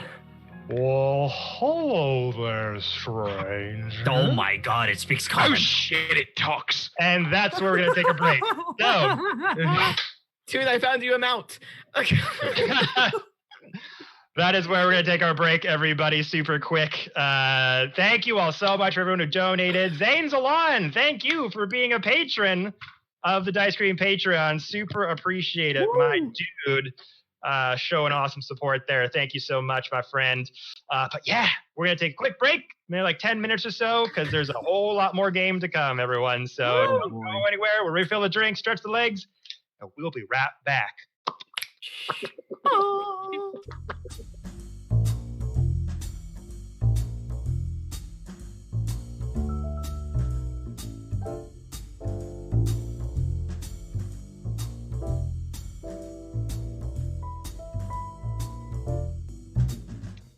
And we are back. Hello, everybody.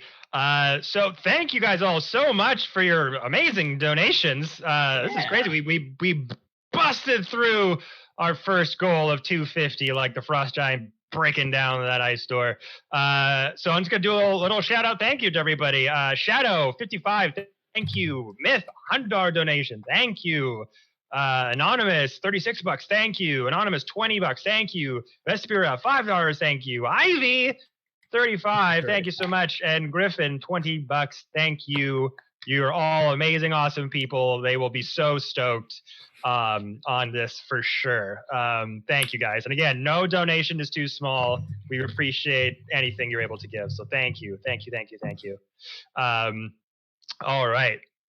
So with all that awesome generosity out of the way, let's dive back into our icy hellhole with a Talking walrus. with a talking droopy walrus that made it Icy hellhole. known to you. As this walrus has kind of flumped over to one side and basically just stared at you guys, went, "Oh, hello there, visitors." Oh my god, it talks. Is it wall-eyed or is it normalized? Wall-eyed? It means like one of the eyes is going the wrong direction, kind of like Pennywise. Yeah. Yes! One's kind of looking at Tarek, and the other one's looking over at. You just made this so much worse, John. It's far less threatening now. No, Jesus. it's worse. Hello, Walrus? Is Mr. Walrus? Walrus? No, you, my good sir, you can call me Okuma. Okuma. Yes. Okuna Matata, if you will. What? We don't get very many visitors down in Grimskull. It's not a very pleasant place for most. And he kind of pushes himself and kind of slides his way over to you to get a closer look. What brings you down here, friends? Come for a bit of a slip and slide? He kind of spins himself in a little circle until he stops. With his fins kind of. No, actually, we're looking for something. You are? Well, what are you looking for? Turn to Feral like, Feral, help. The talking walrus. Help. By the way, I like do how you you happen turned to it have through. any? Do you have any fish or snacks or anything? It's been a while since I've eaten. I'm just kind of peckish. All this sliding around is really just gets my appetite going. Do I still have my pickles? Oh my god! No! Griffin's concerned face was my favorite thing. I don't know where I store it, but if I still have it, I'm gonna pull it out. You have them. You took them with you. You said that you brought them with you. You have been eating them along the trip. I'll say you have probably 3 left. Innkeeper, so strange, opens the jar, looks up at the looks it down there.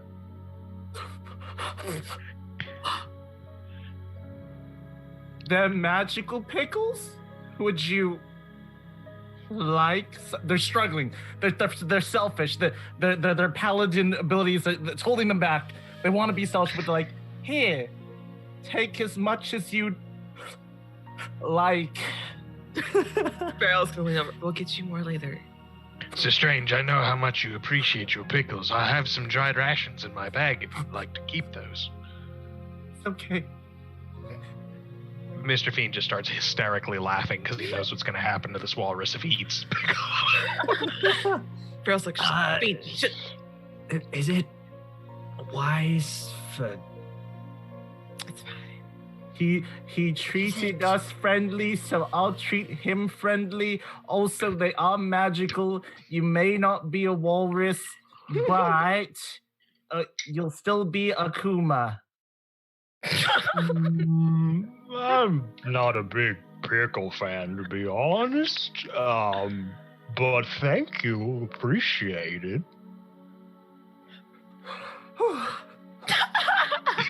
Cuillin breathes a sigh of relief. For one, that was. The panic was. Turn to Akuma and, if you would, Akuma, I'm sure we could find you a fish but we are on the hunt for a certain book at the moment. Or some bards, if you happen to have seen them. Or some pickles. Well, lots of interesting things down here. He kind of slumps his blubber body kind of over to the center, and says, I'm supposed to be on guard duty for this place, but I really prefer just swimming around and rolling around, Guard duty's really boring. That must be awful lonesome. It is. I'm sure. What would be so important that you're down here guarding all alone like this? Well, I guess it's a pretty important job, but it's kind of forced into it, though. One day I'm just kind of swimming in the Arctic Sea, minding my own business, and then these weird druid people caught me and put a spell on me, and then I was able to talk and understand them. Druid just put me here. Tarek, very aware, he stood between Toon and Fel right now. Druids, huh? Yeah, wouldn't know anything about that. What druid people? I think they were followers of, and he kind of has his little flap up, up there. Followers of the ceiling? I don't. Tarek, no. What? Of Ariel, our mistress, our patron, of course. Correct. That's the one. Yeah. Tarek does not like that. Pharaoh's gonna step on your foot.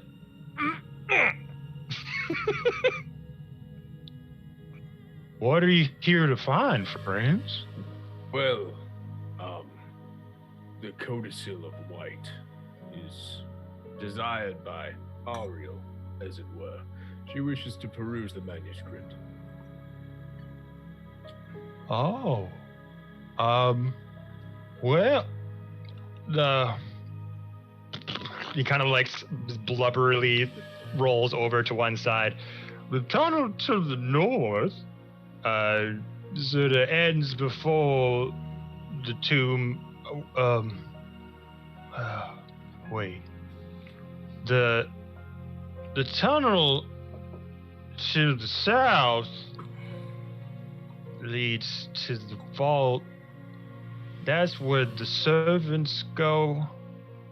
I think the tunnel to the south is where they stole the treasures of the faith. Bad fiend. Bad.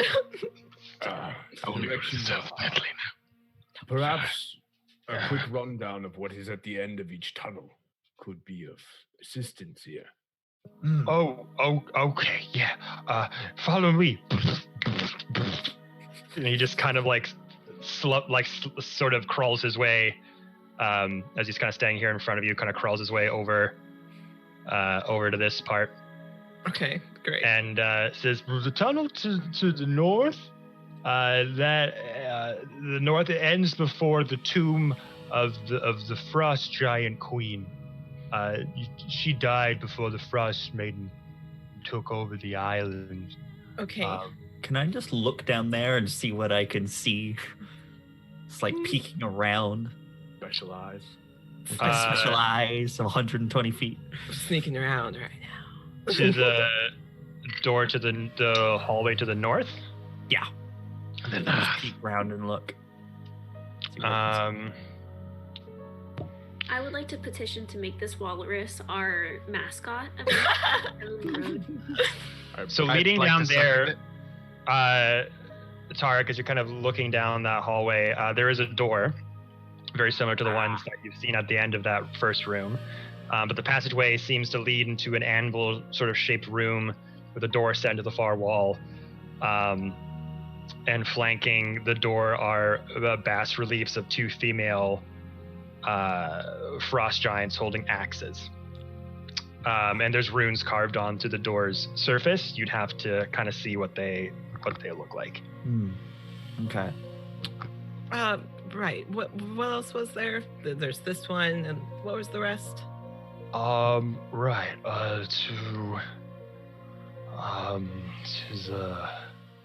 To the south?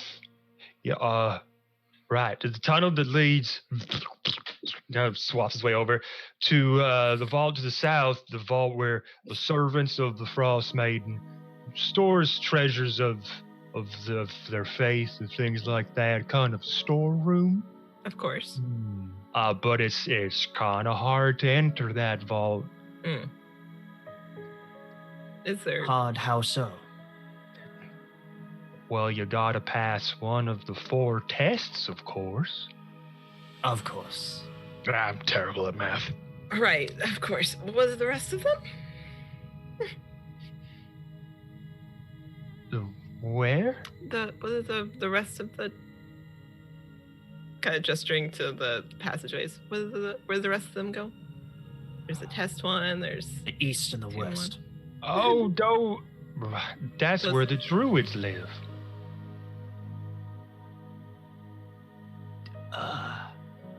Oh, right. Yeah. I would die for this character. Oh. I would die for this character. Are you saying the northwest, the northeast, the southwest, and the southeast doors lead to druids? That's where they live. They're not here right now. Did you want me to call them down? No, Absolutely not. No, No, thank you. we would hate to bother them. They're very Yes. doing the Frost Maiden's work. Very busy. Mr. Freed takes out some jerky from his rations pouch. Do you like smoked meat? Oh. Yes. And kind of like tosses it up slowly to like allow him to like chomp on it. Cool. Oh, there was one more, correct? How many are there? There's 6, right? Yeah, well, Looks like just 4 of them are for the druids, and the north is for the tomb, and the south is for the treasury. Cool. got it.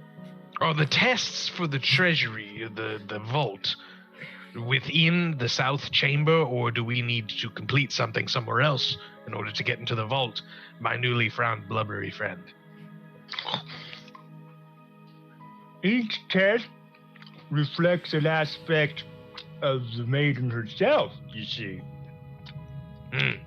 Cruelty, endurance, isolation,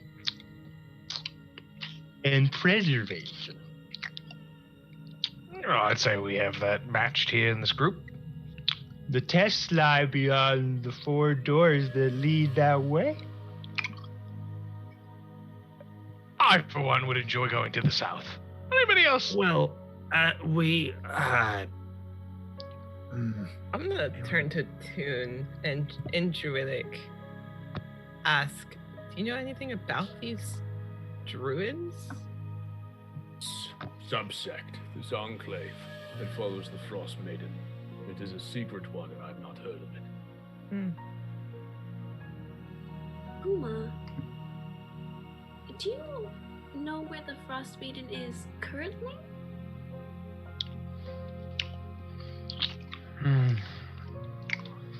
She hasn't visited me in a while. I'm not too sure where she would be right now. That's okay. Oh, he's so precious. I Poor want lonely walrus. God damn it. If we're going with my vote, I want south. You South wouldn't is- have. Where warmth Sorry. is. Go for it. I was just bullshitting. Sorry. You wouldn't have happened to have seen anyone else recently, perhaps some guests of the Frost Maiden that might be visiting.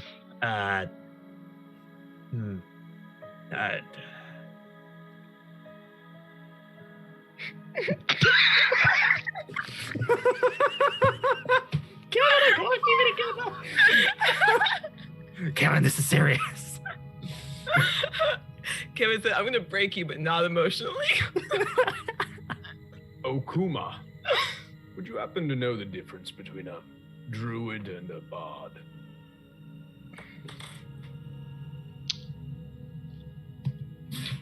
Oh no.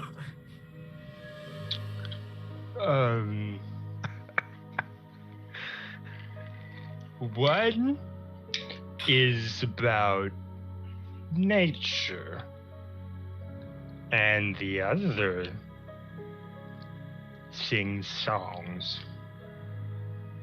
Wonderfully put. Yes. I'm giving you more food for that one. You didn't answer my question, though. Have you seen anyone else recently? Perhaps, They look similar to me, maybe? Mm. With horns? At least one of them. Yes. Not down here. It's mostly me and the druids who got me. That's about it. Okay. Oh, this is OOC, but I want to set this poor boy free so bad. I know! He We needs will to when go we leave. home. I want him. I want No him. one We're all in this poor agreement on boy this. captive. I love that we're like, we want him. Tarek is unsure. Ben is like, yes, I want to. I must have. Okay. Akuma, when we decide to take a path either north or south, could you do me a massive favor? Do you like surprises? You know, when somebody brings you a present or food, but you weren't expecting it. What? A surprise. So you weren't expecting us to come down the stairs, however, you received food from us. So was this a nice thing? Yeah. Good. If I give you more food, would you please not tell anybody you see before we come back that we're down here? It's a nice surprise for them as well. Okay. Fantastic. Mr. Fiend puts more dried meat on the ground. I think I'm out of rations at this I think point. I've got some. I've got you covered. You I can- got rations, So- but they're all vegan. We're all vegan. You got big horns going this way. He got big horns going this way. Maybe he's vegan too, but he just ate meat. I think We're he not would be. vegan. I don't think he's Walrus too is discerning. I'm going to turn to the group. I could burn a higher level spell and try scrying on the Lil.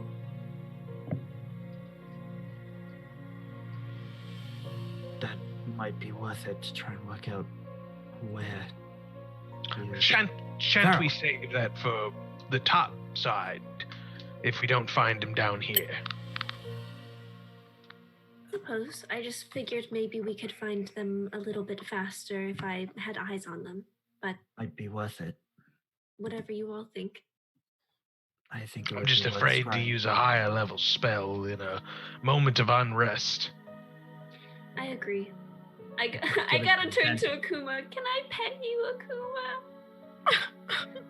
Sure, come Does on he know- over. Does I he know just- what pets are? I just pat his little head. Do you kind of walk over towards him? Yeah, gingerly. Is he gonna hurt me? Oh, Akuma. I will be sad. Nailed through the chest. Don't with make two me giant murder you. I will. as you I have to. as you walk towards him, as you kind of take a few steps forward onto this sort of ice rink-like floor, Oh, your Oh, steps no. just kind of like Activation. no, they just kind of slip Oh, okay. from the slipperiness of it. I need you to roll a deck save. Oh no. don't fall on your butt. Don't break your tailbone. Well, You Say get a dex. +4 to your saving throw. did you say dex check or dex save? Just a straight acrobatics check. Oh, okay, you're fine. Acrobatics check. That is a crisp 15. All right, so you kind of got your little take a few steps onto this ice floor. You're like it's a lot slipperier than you thought. And just sort of get your balance and sort of make your way over. I feel like maybe I would recant this, but it's okay. We're gonna go in for the scritches. Scritch, scritch, scritch. Them. Aww. Oh, you're so cute. Okay. Great. Wonderful. Hope you feel less lonely now. nothing to do. Oh. I'm going to Yamaguchi it back to my place. Just Bambi on ice. No, Christy Yamaguchi? Whatever, she's a ice skater. Yeah.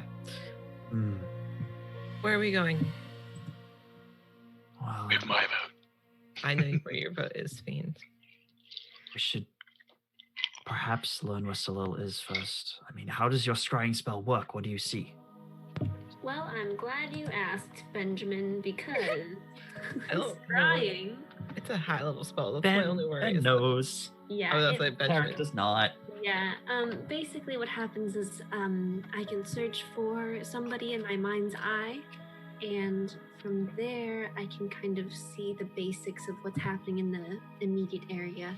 It My won't- only worry, does that alert if No. this is Ivy outside of, does Oh. that alert any saying that he is charmed? Would that cause the effect? Because I don't. They wouldn't know Um, that I'm actually okay. watching them unless they No. specifically had a spell to. Okay. It's I like a just- god's eye. I Like you're just like wanted to make satellite sure. the room they're in. I got it. Unfortunately, though, with the description of that spell, we won't know where they are, just what is around them. Yeah, that's what I was just gonna say. I will also just make a note, just because I was just looking at the map. So, when you were asking about the tests, he was pointing to these doors, the ones that are kind of like in an X formation. Oh, damn it. Like one test is there, one test is there, one test is there. The rooms kind of on east and west of the middle. Oh, That's where the residents are. right. Cool. Sorry, just wanted to clarify that. Gotcha. Sus happened is sus. I'm now even more sus of this situation. How? We can Zach, find just- something in the. Sorry, go ahead. Zap, just looking at the wording of scrying, how isn't there some sort of save? I feel like there's I some don't- sort of save on it. They have to be willing, I believe. Because I know there's something you can do to increase the DC. If I But know Tarek them really doesn't know. well, then it makes it a lot easier. Yeah, there's a wisdom save, but basically because I know them, I've spent a lot of time with them, then it takes a -5 to the modifier of what it would take for me to find them. So it makes it easier because I know them. Isn't there? I might be thinking of a different spell, but isn't there like if you have something that they own? Yeah, but that's As no, well. you were correct. Oh, There's a bunch of like tiers. If this Uh, and this, yeah. And it doesn't. You don't need something they own. It just helps them fail the save. And if they fail the I save, have something, it's like -10 basically. Yeah. Or -4 or -2. There's like a whole. Barrel's gonna shrug. I want to find them more than anything. I don't think using that high level spell slot is a good idea. All I right would then. imagine they're in the servants' quarters, probably. they could also be guarding the Frost Maiden, depending on their current mental status. That is Yeah. true. That's what I'm worried about. So do we want to try and find them upstairs, or do we want to try and get into this vault by passing these tests? Well, the vault may contain something to assist us in defeating Ariel or freeing the bards from her control. That is true. Oh, Seely, did Akuma say that they knew where her tome was, or did we ask that? Of like, you know where a book is, They fella? didn't seem to know where the book was. He said basically there's a tomb of the old frost giant queen up in the north, up in the south. That was where treasures were kept based on their faith from the druids. Then saying you got to pass the test to get to get through, and then he pointed to those other doors around. Right. So it's in. So from what he's telling us, it's in the vault. No, he's not sure. That's their Could where be with the treasures are Frost kept. Maiden. Could be, yeah. That's where treasures are Oh. kept. He's not saying they're there. We could Okay. all come back and get the treasure, Fiend. I know that you want to go now, Yes. That's not necessarily my case. Yes, I do want gold. However, a demigod doesn't normally put things in a vault unless it's potentially dangerous to them. Or they keep it close to them. That's true. I am concerned. If Is you it want to worth try the for the risk? outside of character, if you want to try for the test, I'm fine with that. And you do, kind of hearing those things about the test, you then sort of get that flashback reminder of all the way back when the Eladrin was, had approached you and said you need to be put forth for judgment. You're kind of putting two and two together. Test of cruelty is not something I want any of us to undertake. No. I could easily undertake that. That's the one that I had in mind for myself. Mance, the means by which we achieve victory are as important as the victory itself. I will not have us hollow our defeat of this goddess. Perhaps this is folly. Or we can find some other means of working ourselves around these obstacles. I mean, we can command the water. These tunnels are ice. I make a check. Are these tunnels ice? I make a check. I'm good at Do this. you now? Do you? Do you make a check, Toon? Is that what you do? Is that what you do, Toon? Sorry, Kevin. Oh, the walls start to shake and crumble. That was very John Mulaney. That was very John Mulaney. And crumble. Princess Diana. I was over on the bench. I was over on the bench. I was over on the bench. I was over on the bench. This is a palace of ice. Ha. Cool. Huh. Well, The place is made of ice. I'm 98% sure. What's the other then, 2%? on that recommendation, maybe we should just go back upstairs. Use all of the spells that we can and all of our strength to defeat Ariel, and then investigate at our leisure. Perhaps that would be... I hate both these options so much. I hate it here. I would like to put forth. Also, I'm trying to say this quietly because Yeah, although did our we just precious mention- our precious Yeah, boy is sitting right there, and I love him with my whole heart, I don't trust him. So No, just not that, trustworthy. like, one of the mom looks of you're babysitting, but you're not babysitting. Mhm. Okay. Mayhaps she's not even here, and we don't need to necessarily waste our time with the lower levels. And because our friend here just said that he hasn't seen her in a while, so He's been down here, and I don't think he can get up those stairs. right, which is why we He have also to. hasn't She's seen probably up there. them. Fiend kind of makes like a hand motion to Tarek, like listen to the behind the context of the words. Also, perhaps the druid may not be alive if this walrus has no concept of time, because I think he said that he hadn't seen the druids in a while too. So Oh, Kuma, how long has it been since we've been down here with you? What? Has it been a while, or has it been? Do you have minutes, hours? How long have we been talking, chatting, as friends? Visiting, even.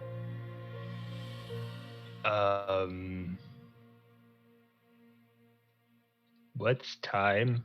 His concept of time is fucked. So that is fair. That is fair. But It's a social construct, anyway. Same idea. Same idea. We don't know if we're maybe right back up to the top, and we'll come back later. Yes, I will say I would rather investigate this later at our leisure, because if we investigate this and it gives us no advantage, then we will have to use precious spells to pass these trials most likely, and then defeat. Speaking with Ariel is a more time-sensitive Right. thing. Girls I don't disagree. Back up to Don't the top. back up the stairs then. I looked Back up the Tune stairs and we Sir go. Strange. I looked at Tune and Sir Strange to see if they are also on board with this plan. Tune's on board. Okay. As we walk back up the stairs, I'm gonna lean to Farrell and go, if we make it out alive, we're coming back to free that poor walrus. Oh, yes, 100%. Okay, great. Like, I'm Just not wanna leaving make sure- No, yeah, just want to make sure we're on the same page. Okay. Farrell, as they're leaving, will grab one of her own rations and give it to him. We'll be back later. We're going to go visit with some other people. We'll be back. Our precious boy. Made And this then- walrus abstract concept of time. Yeah. And Onwards. May he not be like Speck. Amen. May he not be like Skye. Amen. This is a large creature. He's got far more health. It's mostly Kind of blubber. rolls over and flaps his little flipper. See you later. We'll be back. Bye, buddy. I hope you find your dad. I was hiding under the porch because I love you. I was hiding on the porch because I love you. I love it. So we head back upstairs, I guess. Just rolls Yeah. over and just like pushing himself along, just gliding on. At least the he keeps ice himself below. entertained. Just rolling around. He uses so much calories on this ice sliding. And yet he's still, it's just, Okay, Blubber. so are we gonna go just kind of just up I to think we're going that up. main level, then go We're up going to up. the next I think floor? we're going up and up. Yeah. As long as Superman, up and away. As long as Okay. nothing gets in our way, I think we're going up and up. Yo, So I will just take all of these guys and You guys. Viva. Oh no! I was Viva the thinking, Viva oh, la we've Yeet. been taken. bench. Viva la Yeet. Viva la yeet. Oh, I know that we just had Revolution. a conversation with a very good walrus lad, but my heart rate is increasing. with- It's same. Yeah. Oh, so if you guys- Yeah. What are the odds? Y'all want to look over? So you're gonna look at the area that was above that first floor that Yep. you were at. Mm-hmm. I'm I like how looking. we're slowly uncovering this map. You know, these rooms are perfect. Oh, they're 10. Yeah, I forgot. Each square's 10 feet. I was about to say they're fireball rooms. There are 5. Oh, yeah. See, that's why Kevin Cool. got clever and made it 10 feet so he could snub your fireball. That is You can't have very him getting true. rid of all of his ads that quickly. Hey, Griffin. Because John rolls too well. Free real estate. Oh Serious? my god! What do you think? What do you think, Steve? Ah, yeah. Is that Steve's voice?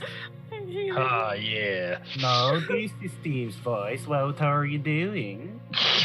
Romance partner. Romance partner. partner. Let's get- I have somebody in a one shot that's going to be using that voice, and I hate it. Oh, actually, no. You come out this way. My bad. Oh. We'll buy the stairs to go up again. You Wow. are It's So while we're over walking, this way. can I hang back with Sir Strange for a moment as we're walking like up the stairs? I would like to take the spot back with them. Farrell, as they're walking, Sir Strange, Hmm? I would like to apologize to you for a moment, if that's all right. What for? Back in a very stressful situation, I snapped at you, and I would rather, if this goes very poorly, that your last thought of me not be one of anger and rage. You meant no harm by the comment, and I very much jumped to the conclusion that you did. Arrow, regardless if you pass or not in this situation, I would never stop thinking about you. I understand that you were upset. And it's a touchy subject. I don't think anyone's at fault. In fact, the more I think about it, the more I can understand where you're coming from. The unknown, the people that you care about in danger, and the fact that it's taken a bit to get there. But you Yes. care that much for people. And I understand. But if it makes you feel better, even though I didn't take any offense, I forgive you anyways. Forgive you in advance. So like, hypothetically, if you push me off the stairs, I'll forgive you for that. Well, I wasn't planning on pushing you off the stairs, but I feel that would kind of deter away from the last image of rage and fury. Oh, you don't need to be angry to push anyone down the stairs. Not that I would know. I'm going to take your word on it, but I'm also not going to test that. Thank you. No. So, descending up these stairs, as you approach this new level of the castle, this semicircular room has a forest of icicles hanging from the ceiling. Some of them as much as 8 feet long. Oh. Against the curved wall to the south stands an enormous throne of ice decorated with carved images of winter wolves and mastodons. Across from the throne room, on the north wall, is an open doorway. Can I perception check the room just to make sure there's not like any threats lying in wait? Sure thing, make a perception check. Wow. That is a stale 14, my friend. So you're looking around, you just see these 8-foot sort of icicles, 8-foot long icicles. They're just all over this part of the throne room. And like kind of have covered the ceiling all the way around, but you look at the empty throne room. I just point up to the icicles and I whisper, those are lethal in the right circumstances. Those are stalactites. They hold tight to the ceiling. I thought he said icicles. They are. Okay, great. Yeah, they're just made of ice. Yeah. I just feel like if something goes boom and it drops on us, it could be pretty bad. Let's start make things go boom then. Then we should quickly move through this room because it's kind of my specialty. Noted. All right. We'll start cautiously crossing the room. So So watching who's- out for any threats. Who's moving first? Let's see. Also, how high up is the ceiling? Tarek will make a move. I believe, let me see, I think originally we said that the ceiling are 30 feet high. All right. Tarek will start If making we are a move. concerned about the icicles, that sweet cantrip shape water, we can just melt them as we go. You are correct. It's not a bad plan to do anyways. To at least in our immediate vicinity. Hmm.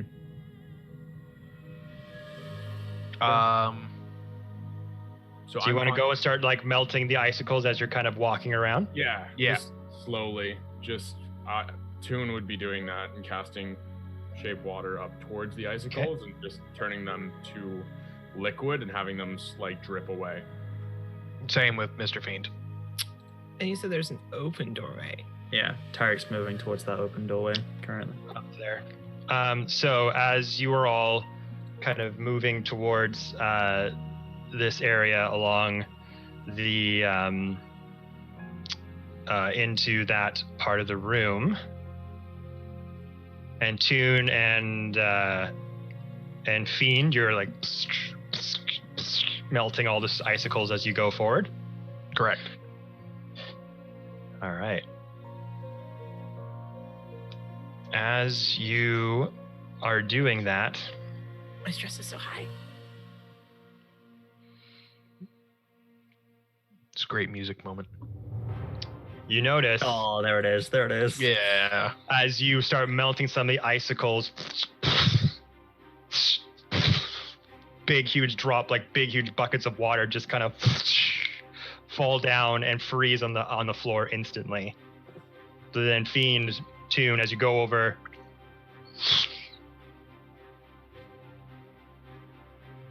one stays still amongst all the other ice that is melting. And as that happens, the icicles around you, the ones that you have started to freeze, some of them are still and not moving. Ah! And you find them right above you Oh. as these sort of icicle-looking creatures just start, and the sharp teeth just start to emit from the cycle, and Oh. they all start dropping down. I will give. I hate that. If only I had perceived higher. I'm going to. So these things are basically are piercers, sort of ice camouflaged piercers, for Fiend and Toon. So basically, I'm gonna roll to see if these hit you. For Toon and Fiend, I'm going to roll at disadvantage because they were looking up and trying to scope out, kind of seeing if these things might have been sus or not. So I'm going to roll disadvantage for Fiend and Toon first, and then I'll roll for all you, and then we'll go into initiative after this, guys. Sounds good. So for Fiend,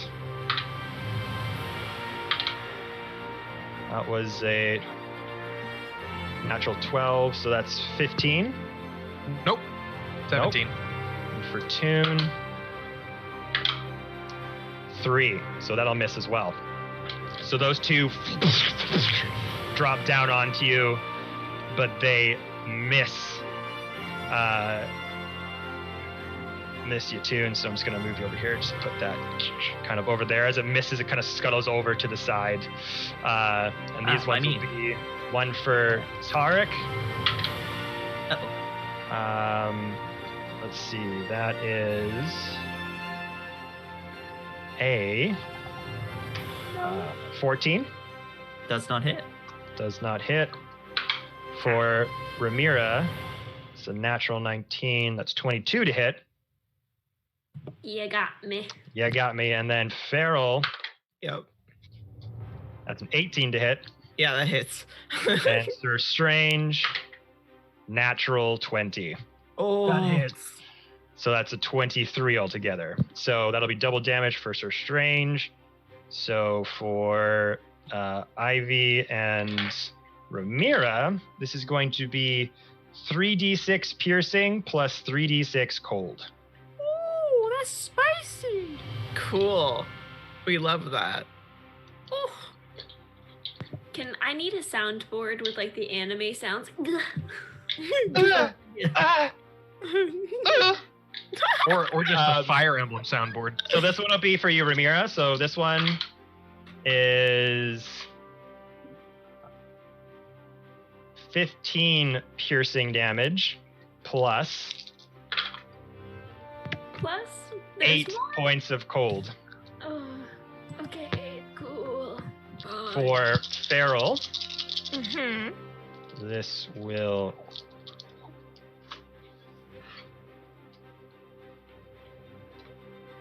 $17 points of piercing plus Cool. 10 points of cold. Cool. And for Sir Strange, That's cooler than being cool. Ice cold. I am the coolest.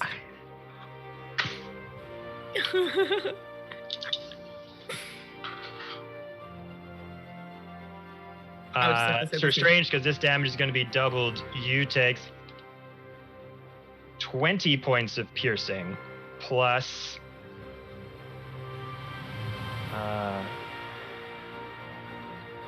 26 cold damage. Ouch. 13 and 10 on those damages doubled. Yikes. So as Fiend and Toon, you look down and see that these things are coming down. You're like, move! Get out of the way. Hit the ground. It looks like them hitting the ground, their bodies kind of cracked in these hard icicle forms, but they scurry away. And then for Feral and Ramira, you look up, it's too late. Tarek, you're just able to dive out of the way as one hits the ground right beside you, but one kind of hits you in the thigh, Ramira. Another one hits you kind of in the pectoral region.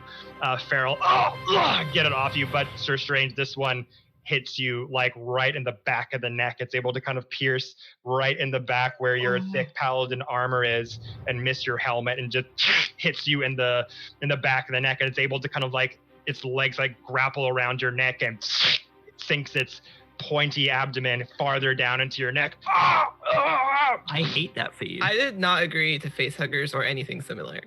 And we're all gonna have to roll initiative, peeps. Wow. Oh, my initiative's been terrible. And we traded places. Mine was almost a nat 20 and then it spited me and rolled. Oh, did you get the natural one? Oh, I know what you got.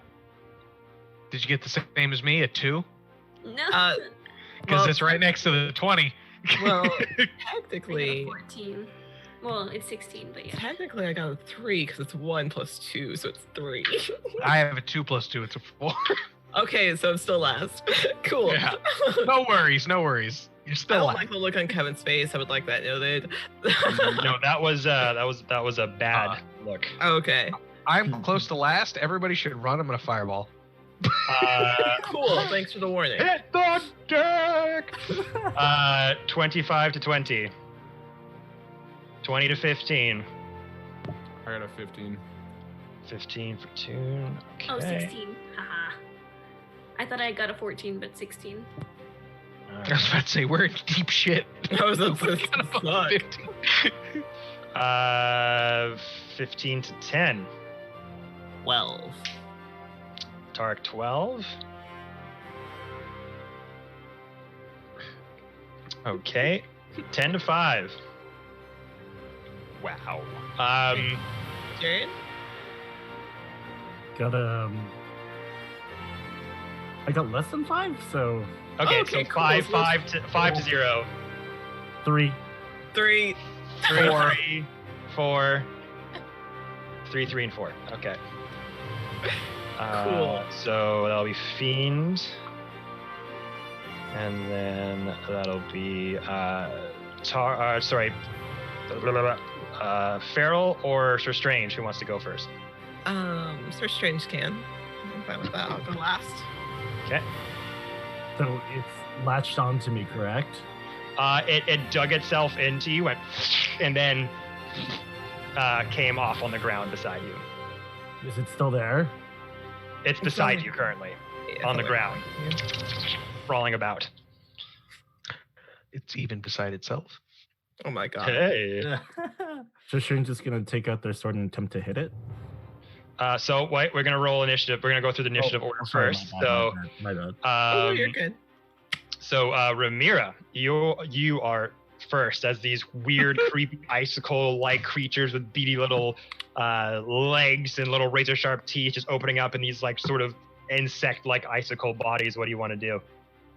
That is a great question. I'm gonna go ahead and I guess Sacred Flame this one. And they need to make a dex save, please. Just this guy here. The one right behind me. Yeah, the red one. Natural 1. Yeah, we love Nice. to see it. Hang on a second. That is going to be 20 points of radiant damage, my friend. 20 points of radiant damage. Mhm. Go over there, kind of hits you right into that thigh area. You're able to kind of get it off. Throw on the ground. Almost like a radiant flamethrower from your hand, emitting it, trying to char it off. And a lot of it's the icicle, like ice-like skin starts to melt off and burn, and then the sort of insectoid-like skin starts to get charred and black, and you see its legs just like looks like it's dead for a second, and then it still scroll. It's still struggling about just a tiny bit, but you've like burnt through the ice. You've burnt through pieces of its insectoid layer. A few of its legs have like ripped away. It's fairly damaged, a bit like green goo is kind of coming out of its exoskeleton, but it's just slowly like crawling Okay. about. As that happens, bonus action, she's gonna just snap her hand up into the sky and then pull it down. And as she does, she's going to cast Spiritual Weapon at 2nd level. Okay. It's going to be the Fist of the Moonweaver. And let's see here. I'm gonna roll to hit it. That is going to be a 27 to hit. That'll hit. Hitting the blue one? The red one. The red one again. Okay. I'm gonna try to finish it off, and that's only 7 points of bludgeoning damage. As you see it charred and smoking on the ground, almost just barely alive, you just put out your spiritual weapon of that mace form and just smash it into a bunch of bits as its legs and goo just flies all over the ice floor, eliminating it. Good job there. Nice. And that's it for me. Okay, that's it for you too. And what you got? I'm gonna cast Bonfire on the blue one there beside Strange. So it can roll a dexterity saving throw.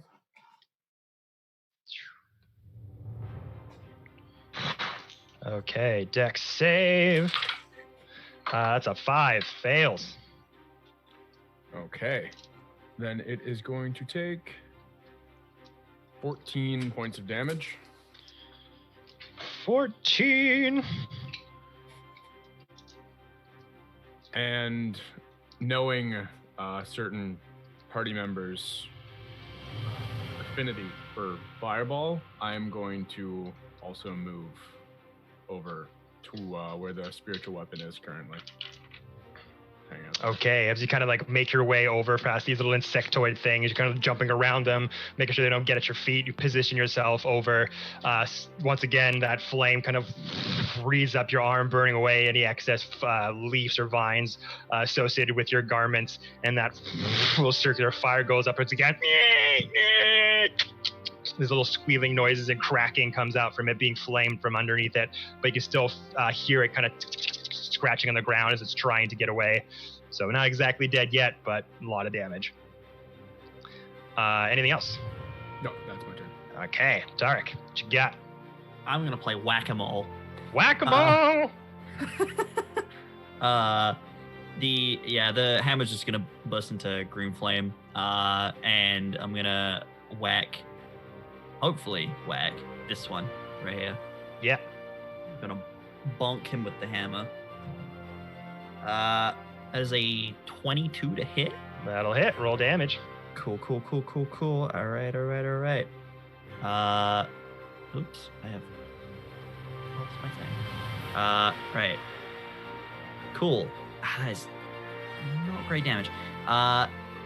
So that is 10 damage. So it's 5 bludgeoning and then 5 lightning. And then it's 2, 3, fire. Damn, that's low as well. 6 fire damage. So what's it all together? 16. 16. And is this other one that is with it being 10 foot? I'm guessing this one in front of me. This one isn't within 5 feet of this one. That one's not 5 feet either. Nope. Okay. Cool. So yeah, that's the first one, and then I guess I'll just try and whack it again. Same one. Whack it again. I'll whack him again. So you go down in there, and as it skirtles around, you go down for a hammer, and that's the one that missed Toon. You saw that its exoskeleton was kind of cracked as it smacked against the floor and kind of scalded away. You just go, get out Mjolnir once again. Again, exploding bits of exoskeleton, legs, and green goo fly all over the place. It is dead, and you're going to try to make even roll damage for that one. I thought you said 16. No, that was my second attack. That was to hit.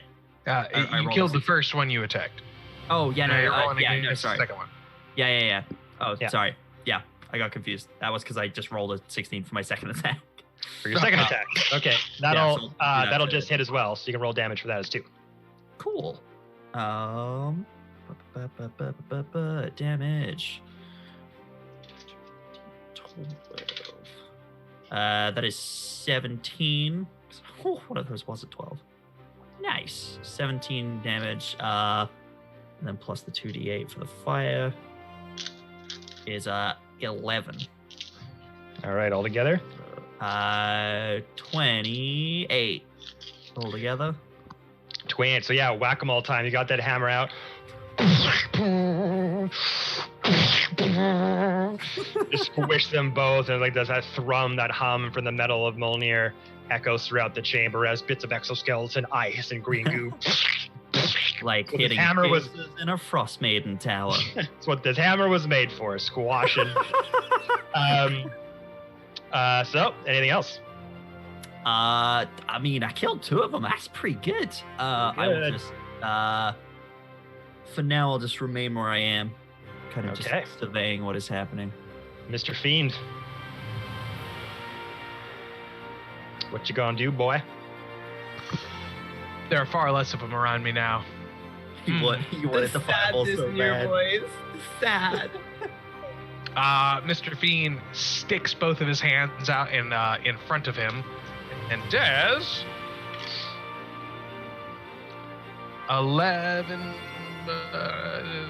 16 versus AC. 16 will hit. Left or That right? would The green one. Green one, okay, that'll hit. And These firebolts? these are shocking grasps. Ooh. Oh, okay. And I'm twinning the spell. So then it is 25 versus AC. And in total, it is... First one is 21 damage. Okay, on the green? Yes, sir. Okay. Yeah. And You're targeting the purple one as well, right? yes, and the purple one's damage, Grabbing them both. yep, is 20 exactly. 20 exactly. Both really high rolls. Nice. So So he I just think- like goes out and grabs their eyeballs, and then just holding them both in his hands, and begins like the flow of electricity through them. Yeah, so you grab both of the piercers as they're down on the ground. One kind of body's a little cracked from missing you, and you grab the other one and just and this electric shock comes from your chest outward, down your shoulders, past your biceps, into the piercers themselves. And as the ice kind of, they're just like flailing wildly from the shock, and their little legs all over the place, bits of ice flying off of them, smoke rising from their exoskeleton bodies as you're like cooking lobster right from the boil. And as their legs kind of crumble and like start to curl up from being dead, little legs going. So not dead just yet, but they still seem their legs are just moving a little bit, but they're just pretty much on death's door at this point. Mr. Fiend will move there because these two cannot take an attack of opportunity, and the yellow one can. Mm-hmm. However, if I'm here, Those are 10-foot blocks, so they're 10 not. foot, so you could You know what I mean? So like you okay, could so I'll move evade in them. this direction and then go up here. Yeah. To evade all attacks of opportunity and leave the other two stunned AF. They're stunned. No, they can't. Take attacks of opportunity. I thought you were like, and they're stunned. I was like, oh shit. Yeah, they can't take okay. attacks of opportunity until the beginning of my next turn. Gotcha. Anything else? That'll be it for me. All right, Sir Strange. It is now your go. As that one crippled down on the back of your neck. The one that's in the bonfire was the one that had hit your neck. You see one's kind of charred and like slowly kind of moving, crawling, like ever so slowly beside you. But you got two that are pretty crippled beside you. What do you want to do? Mr. Jared, you are muted if you are talking. I'll attack the one that looks not as badly damaged near me. So this one here. Okay, sure. Roll to hit. What are you attacking with? I'm gonna hit with my longsword. With the longsword. Okay, bud. Ooh, look at That this. was an 11 to hit. That misses, unfortunately. Okay. I'm sorry, buddy. That's okay. As you got kind of too much pain from that initial hit from the piercer acting as an icicle. I just got this big sort of wound in the back of your neck, and you just kind of take your longsword out, trying to swing wildly as the bonfire kind of encloses around that piercer. Was there anything else you wanted to do, bud? No, I'm good. Good. Okay. After that, come to Farrell. Okay. So there's three still on the board, correct? Or Two Four. that are like barely hanging on. okay, there's one This directly. one's pretty full, and this one's also pretty badly damaged. Okay, there's one directly in front of me. Visor Strange, correct? Yeah. Okay, I'm just gonna. How bad does it hurt in front of me? Just stomp on it. I was gonna say, yeah, Farrell's just gonna literally stomp on it. Like, This one, yeah, you could. It's just like it's like charred and black. It's like oh yeah, I'm just gonna step on it. unarmed strike. Yep, unarmed strike. All right, roll to hit. Okay, this poor thing. Let me just put it out of its misery. That's a 16. 16 just hits. Roll damage. Perfect. Oh, that's not what I wanted to roll at all. What? Okay. All right. That is a 4. 4. Yeah, you just see it just slowly crawl and go over to it. Just crack its back and its spine and exoskeleton, speedy little legs. just stop moving, and little green bits of goo just to go off everywhere. Cool. Anything else? Let's see. I crush it under my boot. I was gonna say Farrell's just like, wow, that was difficult. How are these ones over here looking? So the yellow one has not been touched. It's still very spry. The green one, again, charred from Mr. Fiend's electrical touch. It's barely moving, just like the last one. And this one in the bonfire is kind of squirming around and flailing around, being cooked, but it's still a bit looking more healthier than that green one. Okay. No, I think I can end my turn there. I think they're gonna have those handled. Okay. I think the one crushed beneath my foot is enough. Yeah, it was literally just crunch. Gross. I'm gonna have to clean my shoe later. So we'll start with the one in the bonfire. Does he take damage to start his turn? No, that's on my turn. Okay. So does anything happen to him if he moves out? I will be disappointed. I will be disappointed, but not Set off surprised. his mortal coil. He doesn't want to. Oh, he does. Damn it. I like that. I will be So he's disappointed. gonna just like, as he's flailing about, kind of his body kind of, as it's getting boiled and is kind of flapping about, kind of flaps out of the bonfire radius, and then just Does the strange get an attack of opportunity? yeah, sure, I'll give him that. Do you want to roll to hit that one, Jared, as he tries to leave your area? Sure. Longsword again. Let's see if it works.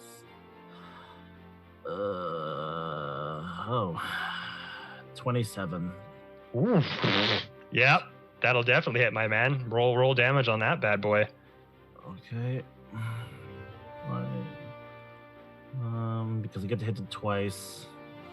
17 with a plus weight because I have a skill, something fancy. Where'd I put it? Oh, there it is. Improved Divine Smite. Whenever you hit with me, the target takes an extra 1d8 radiant damage. So I'm gonna roll 1d8 because that's added on top of it. Whew.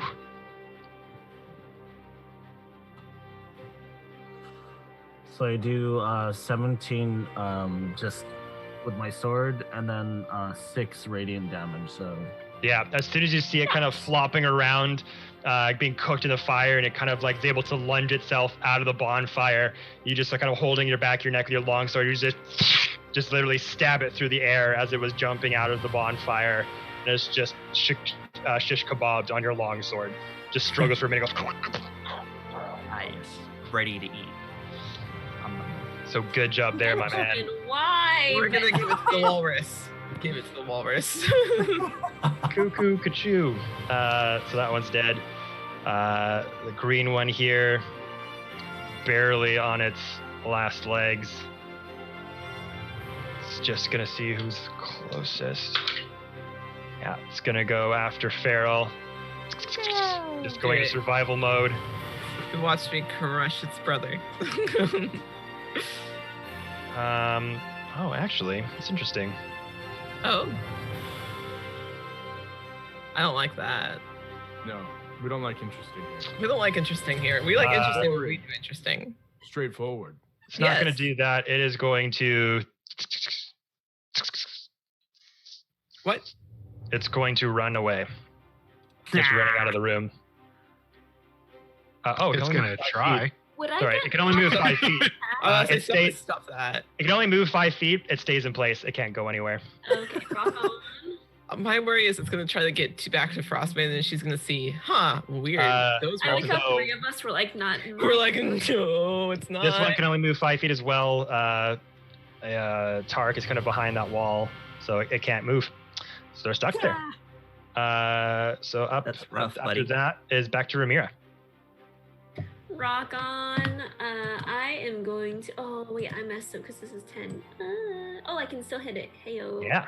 I'm going to cast the Sacred Flame again. Sacred Flame. Chakra Flam. Sacred Flame. Sacred Flame. No, Ben, don't do this to me. Not like this. Yeah, Dex Chakra save. Flam.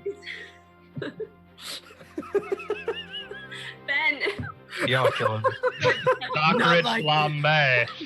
No, So once again, the boy, radiant thank you so flame much. leaves your hand, clutching onto your symbol. The Moonweaver, as you cook that bad boy. It's not a roll to hit, right? Or is it? a deck save. Deck save, that's correct. I would like to cast Sacre Bleu. I like it. 15. Awesome, it fails. Okay. Hey there. It's dead. It has like 2 fucking damage Cool, left. cool, Kachoo. As my bonus flame. Bonus flam. Bonus flam blah. We got you. You both I fly. literally can't. I looked at the bonfire at the same time. I'm going to. Bonfire. Bwamp, bwamp, bwamp. Y'all, I can't do this. I slam my hand over to the other one and use my spiritual weapon as my bonus action, and I wiggity wiggity. Whack. Thwack. 28, baby. That'll definitely hit. Roll damage. That's 8 points of force damage. 8 points. Smacking it. Tarek, just smack it. 8 points. Yeah, so you go over to it. It's still got its ice kind of out layer around it. So cook that one that's like barely hanging on. That was just kind of crawling to a very, very slowly, all cooked and black on the outside. Just rolls over with its legs kind of curled up. Move over to the spiritual weapon of the mace. And you make a big, huge smack on it. You just kind of dent its icicle out layer, but it's still crawling around, still very fast. Just die already. And that's the end of my turn. Okay. After that, we got Toon. So I'm going to cantrip again, saving these big spells, but I'm going to create a bonfire right on the remaining guy. All right. Just cook him. So on the yellow, he's got to make a dex save. He's got to beat a 19, or he's going to Got an 8. See, that's the sort of rookie maneuver that you don't want to pull off in a situation like this. Are we using this as a teaching moment? Are we like reciting bench warmers here? This is the sort of rookie mistake you don't want. Toon is the Patches O'Houlihan of the Frostbreakers. Yeah. You can dodge a wrench, you can dodge fire. Bonfire. Like I'm literally beneath you, which Right. they failed to do. Carol's standing there taking notes. Got They it. take 16 points of damage. 16 points as a bonfire erupts near it once more. You kind of see Toon just move his hand as the bonfire is being created on the icy floor. Just reappears back around the pincer as it rolls back onto its exoskeleton. Legs curl up. It is no more. Woo! Da, da, da, da, da, da, da. Exactamundo. So ice pierces are all gone. You kind of go along the ceiling, continue to melt all the icicles on the floor. Those are indeed the only ones in this room. Yes, I wasn't wrong when I said the icicles were lethal. I just underestimated in what way. You were not incorrect though. You still Sorry. called it. I'll try to look more carefully next No, time. no. I'm saying you did a good job. These things were gross. They were Very nice. disgusting. How's Like everyone? worms that fell from the ceiling. It's true. Ew, gross. You've all How's done everyone great. health-wise looking? I am. Sir Strange took a pretty big hit. Mm. Okay. I don't know what his health, but his HP is at right now. Anybody else bad? I'm good. We're Yeah. good. We're good. We're good. I'm at 56 out of 94. Ew. Oh, Nice. you could use some healing. I came in with damage. Yeah. Yeah, so you could definitely. Sir Strange, what are your hit points at right now? 75 out of 121. Yikes. Okay. I think I'm gonna just burn my necklace beads like nobody's business, Oh, I forgot you had those. so I don't use up my spells. I'm gonna give, let's see, 2 cure wounds to. Oh, so that bless, how long does that last? Oh, When it you was do gone it? a long time ago. It's gone. It was Okay. 20 Yeah. ago. Just making sure. So let's see. Sorry, give me 1 second, y'all. If you want to continue the narrative, I will DM people. Yeah. So let's just say entering into this other chamber in this room. This room contains wrecked furnishings that suggest it was once used as a frost giant's bed chamber. A bitterly cold wind kind of blows down a staircase to the east, at the bottom of which snow has accumulated. Anything in this room of monetary value? Or of noteworthy value? Because I don't care about the monetary? Hey, I'm our treasurer. I have to care about the monetary. I am aware. I only want things. I'm basically of sentimental secretary, so I have to care about what's noteworthy. anything of sentimental value to a frost giant so that I can destroy it in front of them. we have all very different motives at the moment, and this is fantastic. Looking in this room, Fiend, you notice in the corner, kind of off near the bed, a couple things. Roll a perception check.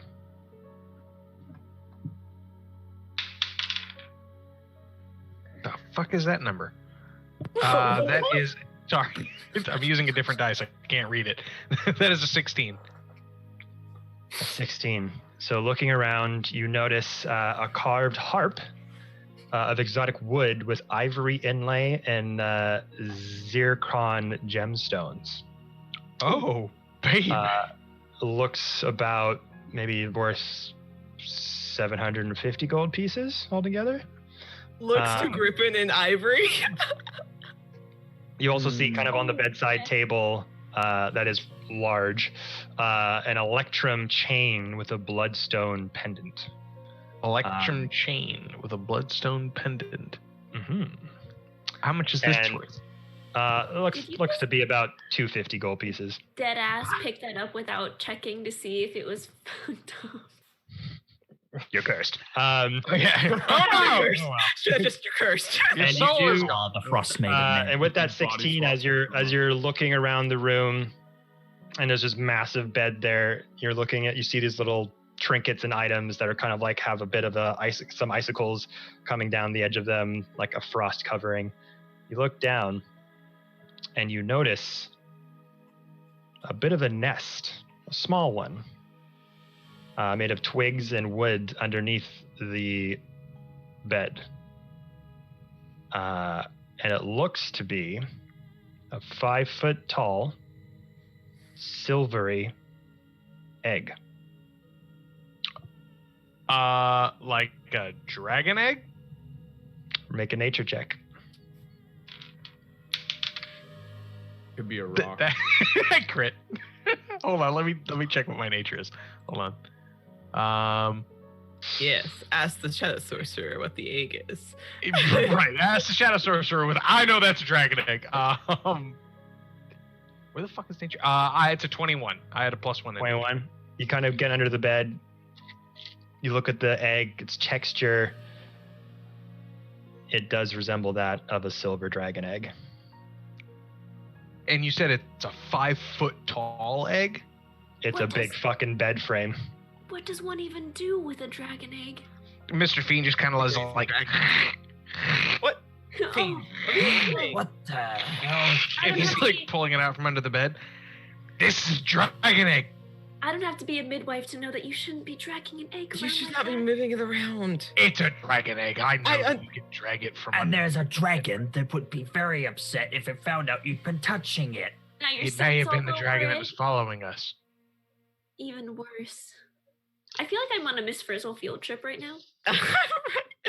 Oh my God, Kevin, no. Oh no. Okay, good to know. The fiend? No way. Farrell looks at Thank Toon you. in panic, Druid. Just I want this. Panics and druid. panics a Druid, looks to Toon, panics a Druid, looks back, panics a Druid.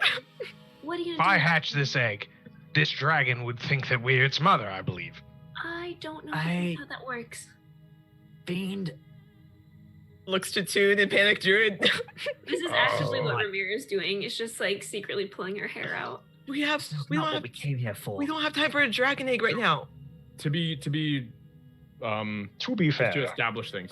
Uh, The color of the egg, it is in fact metallic, not chromatic. It's like a silvery and not like an alabaster white. Silvery. Yep. Very Silvery. important. Which means force dragon. A good dragon, yes. That's a good dragon. It's a good dragon, but It's a still good dragon.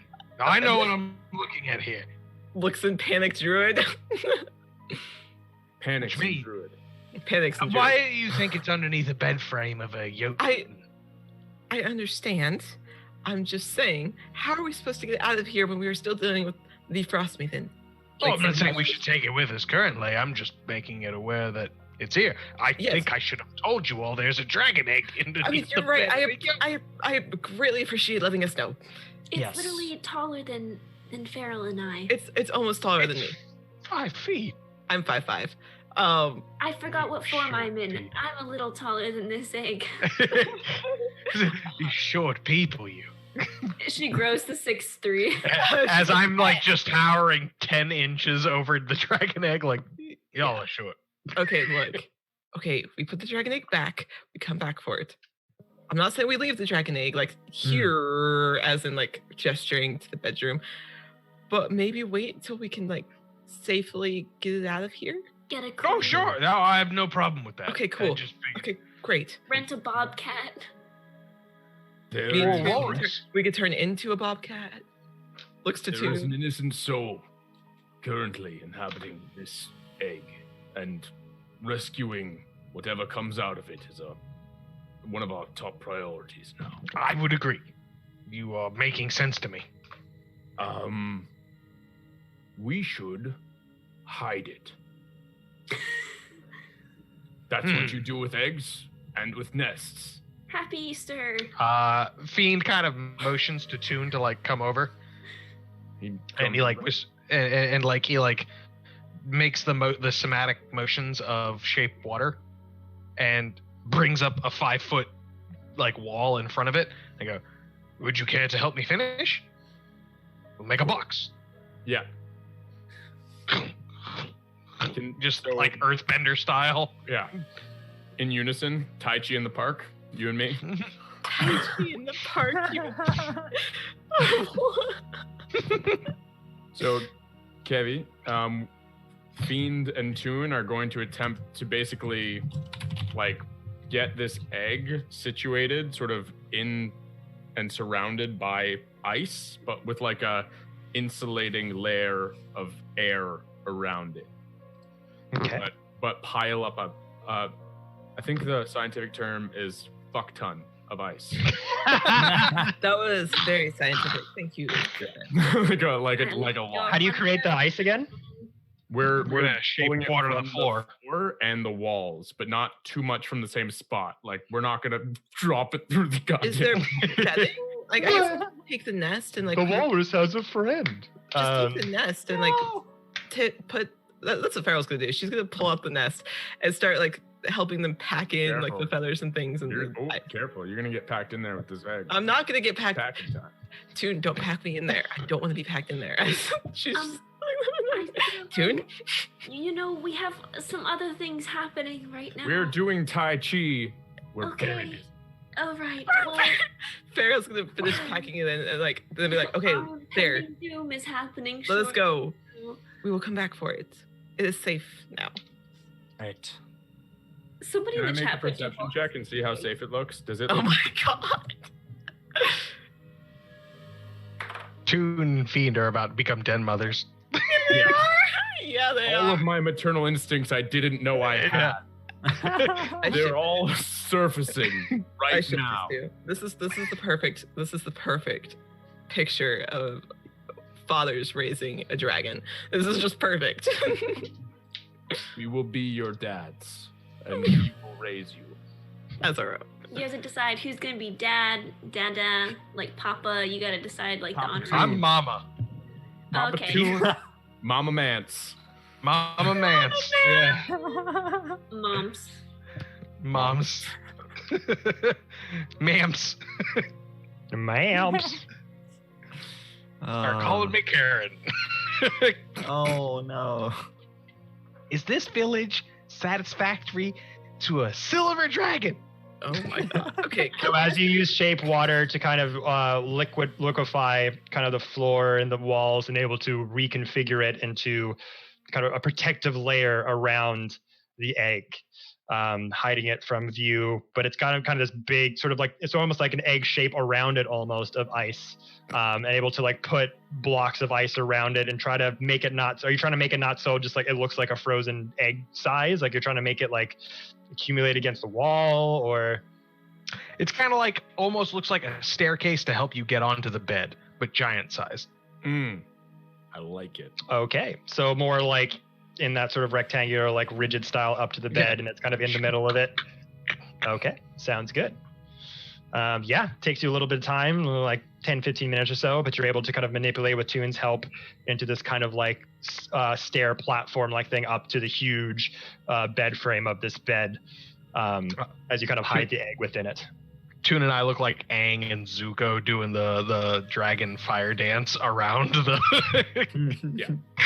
around the staircase. This is a beautiful parenting moment.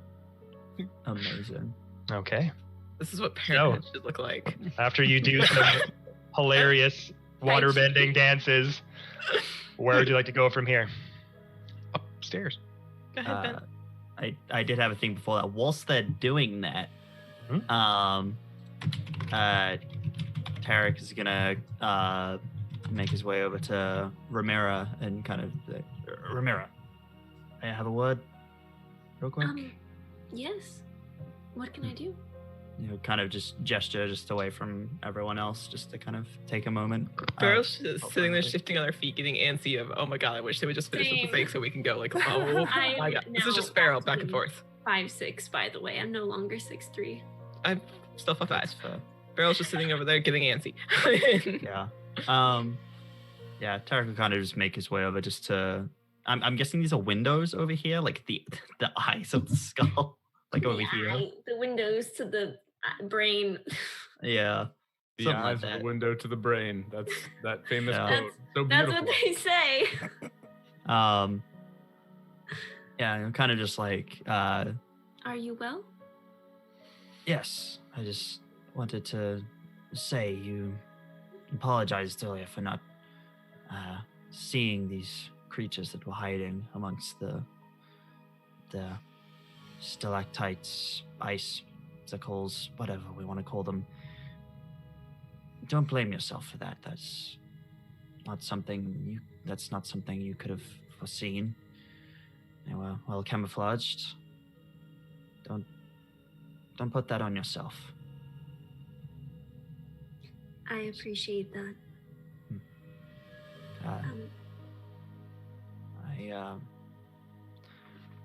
I also, I don't think I've thanked you for what you said back on the ship.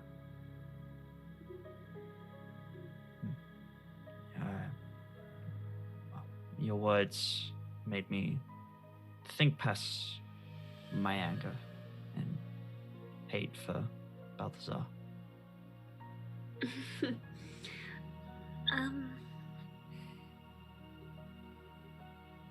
I don't know that you should thank me. I know how hard you're trying. And sometimes I forget that my ideals are not other people's ideals. I don't want to change anybody. I couldn't do that. I would literally die before that happened. No. But I'm glad that maybe it helped a little. It was just hard. He looked so awful and sad. Yes, very sad. You did your best, you know. Wish I could have done better for him. I mean, he did try to murder you, so I was actually surprised you didn't kill him in his steadfast place at the time. That seemed equal. You did also say you saw the three of us as murderers. Yes. It's true that I've killed many people. some simply because I wanted to, with no thought as to if they truly deserve to die. But I hope perhaps one day I might be able to change your perception of me. Oh, Tarek. No, Just because I think you're a murderer doesn't mean that I don't like you. I wouldn't be here if I didn't like you.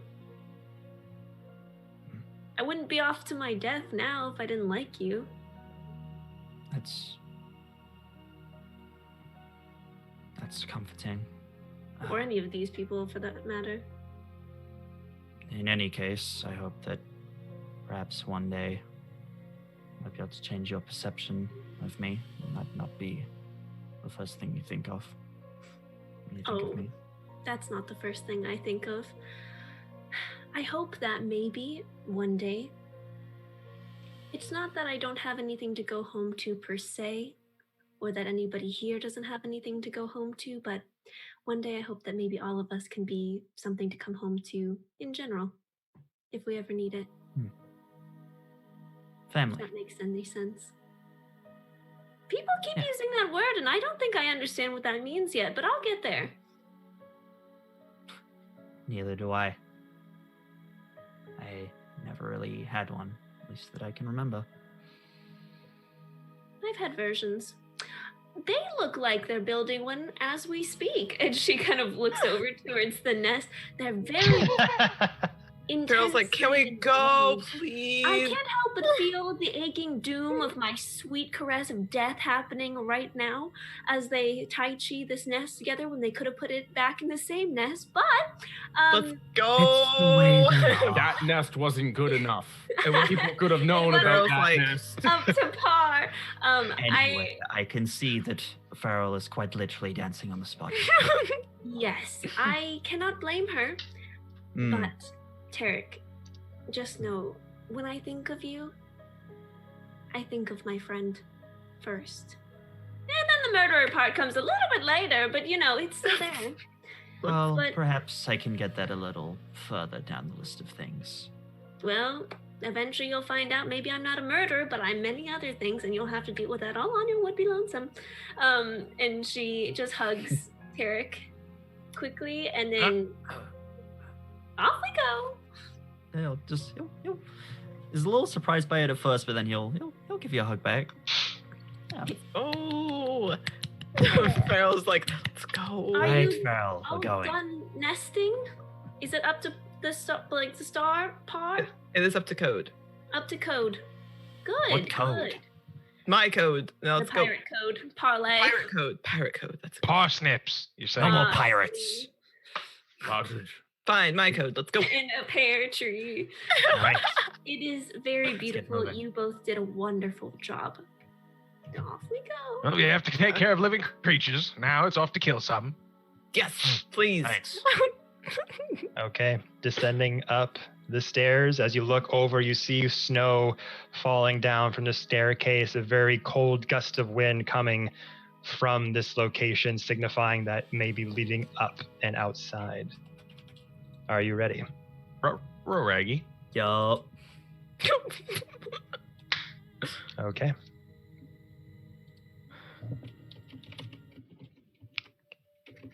Let's fight a frostbite. As you Didn't like descend that. up these stairs, one by one, the cold air around you, although you have the summer star to kind of help you with the intense cold that would be pelting you from the outside, you can see that frozen icicles become longer and longer and more intense with each step you ascend these staircases. And you start to it curves and curves around. You look up, and there is an opening. And as you make your way out, the cold air, we'll just say air, starts to come towards you from the outside. And you're now out in this sprawling open area as all manners of the spikes of the crowned top of the fortress is all around you in a huge, massive circumference of scale, and you look forward. And Ivy? Yeah. Oh no. Sorry. Oh, I didn't like that. I was like, my heart rate just went. You see in the middle this circular platform in the middle of this area. The Eladrin standing there, hands up like this, and you see 3 bodies surrounding her with these streak of lightning energy surging down to each of these individuals and one into the Eladrin from the strange structure kind of hovering up and to the right. And as you look down, there's 3 bodies look familiar to all of you. One is Salil. One is Toon's lost love. Ice cold skin to the touch, floating there, unconscious. The 3rd body, that of a goblin that Fiend met long ago in the innkeep of Sugar Bear. Sugar Bear! No fucking way! Sugar Bear! And if you look over to this map on the far right of your screen.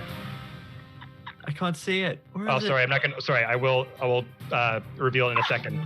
So you see these energy beams coming down from this weird structure up top, this sort of floating spherical device that's hovering on top of this tower. And it's hard to discern what it is at first. But Toon, make a perception check. Oh, wait, I gotta show this one. Yes! Oh shit! Toon, you look up at this sphere very far off in the distance, sending all these energy beams down to these individuals, the Eladrin hovering, soaking in all of this power, spirit, you're not too sure. She also looks different. Her skin is still bright blue as ever, but her hair is down. The Eladrin designs are gone. She's wearing this new garment with this weird dagger held in her hand, and she's just floating. And you can see spectral forms wisping out of her, one of your love, one of Salil, one of Sugar Bear, that are all kind of escaping, trying to get out, forming into some new entity. And as you look at that device in the sky, these beams that they're coming from, it looks familiar to you. You take out the summer star, and the designs match the device holding in your hand, except it's not gold. It's a dark, dark, silvery metal. The Winter Star. The Winter Star. All around you are jagged bits of ice, as well as these sort of smooth sort of snow and like ground. As snow is also pelting all around you. It's still very dark outside, but a bit lighter in light, as sort of it's not pitch black, but it's still like there's a bit of dim light all around from whatever light is able to come through the clouds above. And there's big sort of sharp glaciers sticking out of the iced ground. And you see far off to the very end of this platform, this ceremonial sort of throne with all these inlaid designs at the very far end. What would you all like to do? I feel like me and Toon are about to have words. The Winter Star within yeeting distance of the Summer Star. Oh God. It's very far away. It's not close by. It's several feet away. My first instinct was to jam that thing into that thing. I was about to say this. None of the individuals are awake. They're several feet away from you in the center of this huge platform is very big, and the Eladrin is just floating like this. Salil is floating like that, and Toon's love is. They haven't noticed that we're there yet. She is just in whatever ritual incantation is going on. She's 100% fixed on it. Okay, cool. And Sugar Bear also floating there, this little goblin form. I'm gonna go for it.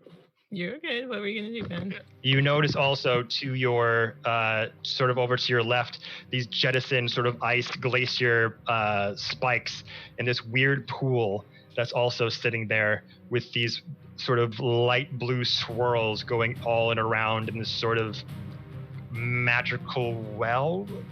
It's hard to discern from here, but it's very, very strange. Really quick, Fiend and Toon, what's your HP at?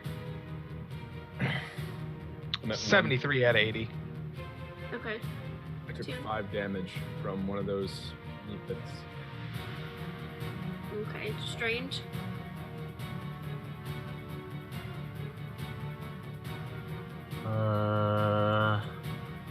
I'm 20. I just need 20 more to be full, but I'm fine. I'm fine.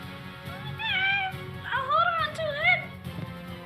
So you're all seeing this right as you get up to the top of the steps. What would you like to do?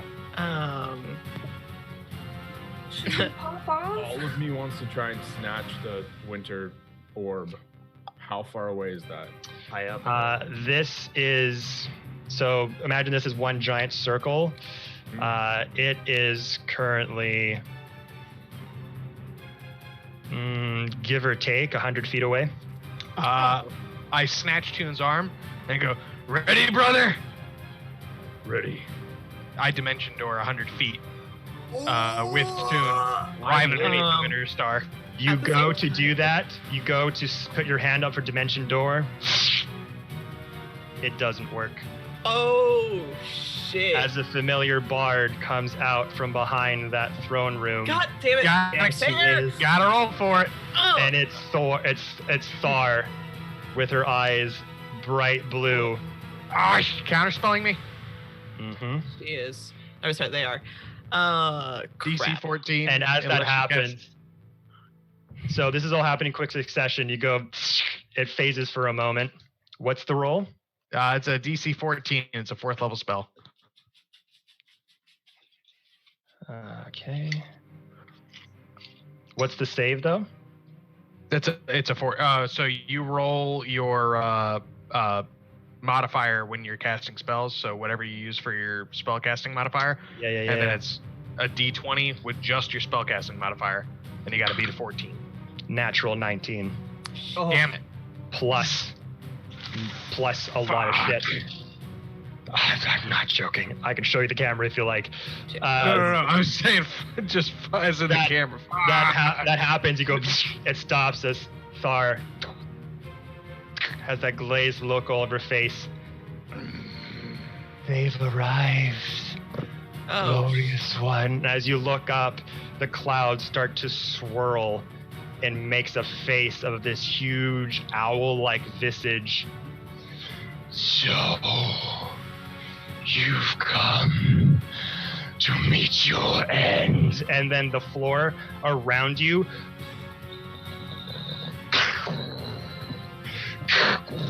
chunks of the floor start to break apart and float up into the sky several feet as you see chains start to connect certain chunks of these floating islands around you.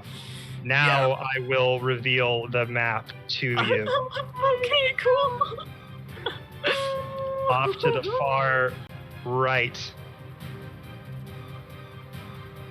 Oh, what? That's so cool, but also so cool. Also, oh my God, Kevin, no. Kevin, no. And as the visage of Ariel, this is where we make our stand. The bell has been rung, and the service must be called. And that's where we're going to end the stream, everybody. Yeah. Oh God, Jesus Christ! Oh my God. Woo! Help me. Stress. So, Help me, Tom Cruise. next week, next Monday, ladies and germs and all genders, we will be having our Ariel the Frost Maiden showdown. Ooh, Let's go. cool. Cool. I don't want to wait. Okay. Oh, wait, let's go. Like right now, let's go. Strap in. I've been holding on to that sugar bear thing for so long. Oh my god. It's been so hard not to say anything. Jared was right all along. Those I are told you it was real. those are two very important characters and Sugar Bear. That's what I was And- gonna do. I was gonna do it, then I thought, nah, I should be left with Fiend just to lean over to Strange and go, That's Sugar is Bear. Sugar Bear. I can picture. We imagine we save him. Sugar Bear's, who are you? I don't know. No. Nice to meet you. Please. I like how Sir Strange is gonna be disappointed that this is Sugar Bear. It's like, nah. Yeah, It's a goblin? We told you it was a goblin. Oh, thanks for the donations, everybody. Thanks for donating. Yeah. Do we so get any dope. more new ones? we are at 271 still. Dang. However, Still amazing. though. they Yeah. have until the end of the week. They have That's right. So I think we may be doing a Fey live stream on Wednesday. I'm not sure. Someone said they couldn't make it, but we may be doing it anyways. I'm not too sure how that's going down. But if we do one on Wednesday, it'll be 5:30 p.m. PST, and the layout will be up there. And if you want to donate to the charity, I have the link in my bio and all my socials. So if you're watching this in the VOD, and you're not able to donate on the live stream, just hit up my links on all our socials, and you can donate that way as well. But thank you so much to our new patron, Zane Zalon. Thank you for joining the patron, my man. Thank you all to everyone who donated. They're going to be super thrilled. Again, every amount helps. So thank you all so much. And speaking of charity streams, Lark Network is doing their very first session of Melee Ball March Madness. of the March Madness tournament that myself, Yeah. Ivy, and Jared are going to be taking part in this Saturday. So I think we're going to go raid Lark Network right now. Yes. Get absolutely. in the tail end of that match. So send them some love. But yeah, guys, like we have, next week, it's on. It's on. Like Donkey It's Kong. been building 4 months, I think. 3, Yeah. 4 Close to it, months. yeah. We're almost in April. It's about 4 months, yeah. We're almost to our 1 year anniversary. Oh my god, yes. Dude, could you? Oh, we killed a Frost Maiden on the anniversary. Oh, never mind. I was gonna say on the anniversary of killing the Frost Prince, but that's in like Close. July somewhere. Yeah. Yeah. July or But still August. ceremonious nonetheless. Yeah. How But, long is this fight gonna be? You'll fucking find out. No. I saw that map and I was like, this is my Yeah. end game. It looks like a League of Legends map. Yeah, well, you can, Right. the floating islands fair. there, like you can attempt to jump to them. You can crawl amongst those chains to get to places. It's How very, high is this fun. floating off the ground? That is So shit I you- won't do. I will let you know Next week. Next I'll time. be on the Fine. rails. But thanks, everyone. Really do appreciate it. And we'll see you here same time next Monday, 5 p.m. PST, 8 p.m. EST. Follow us all on Dicecream socials. Follow all these amazing creators and all the sweet ass things they all do. Yeah. Gonna be good. This is gonna be a long one to wait for. Yeah. See you all next week. Gonna be a long week. Bye-bye. Catch you later. There's-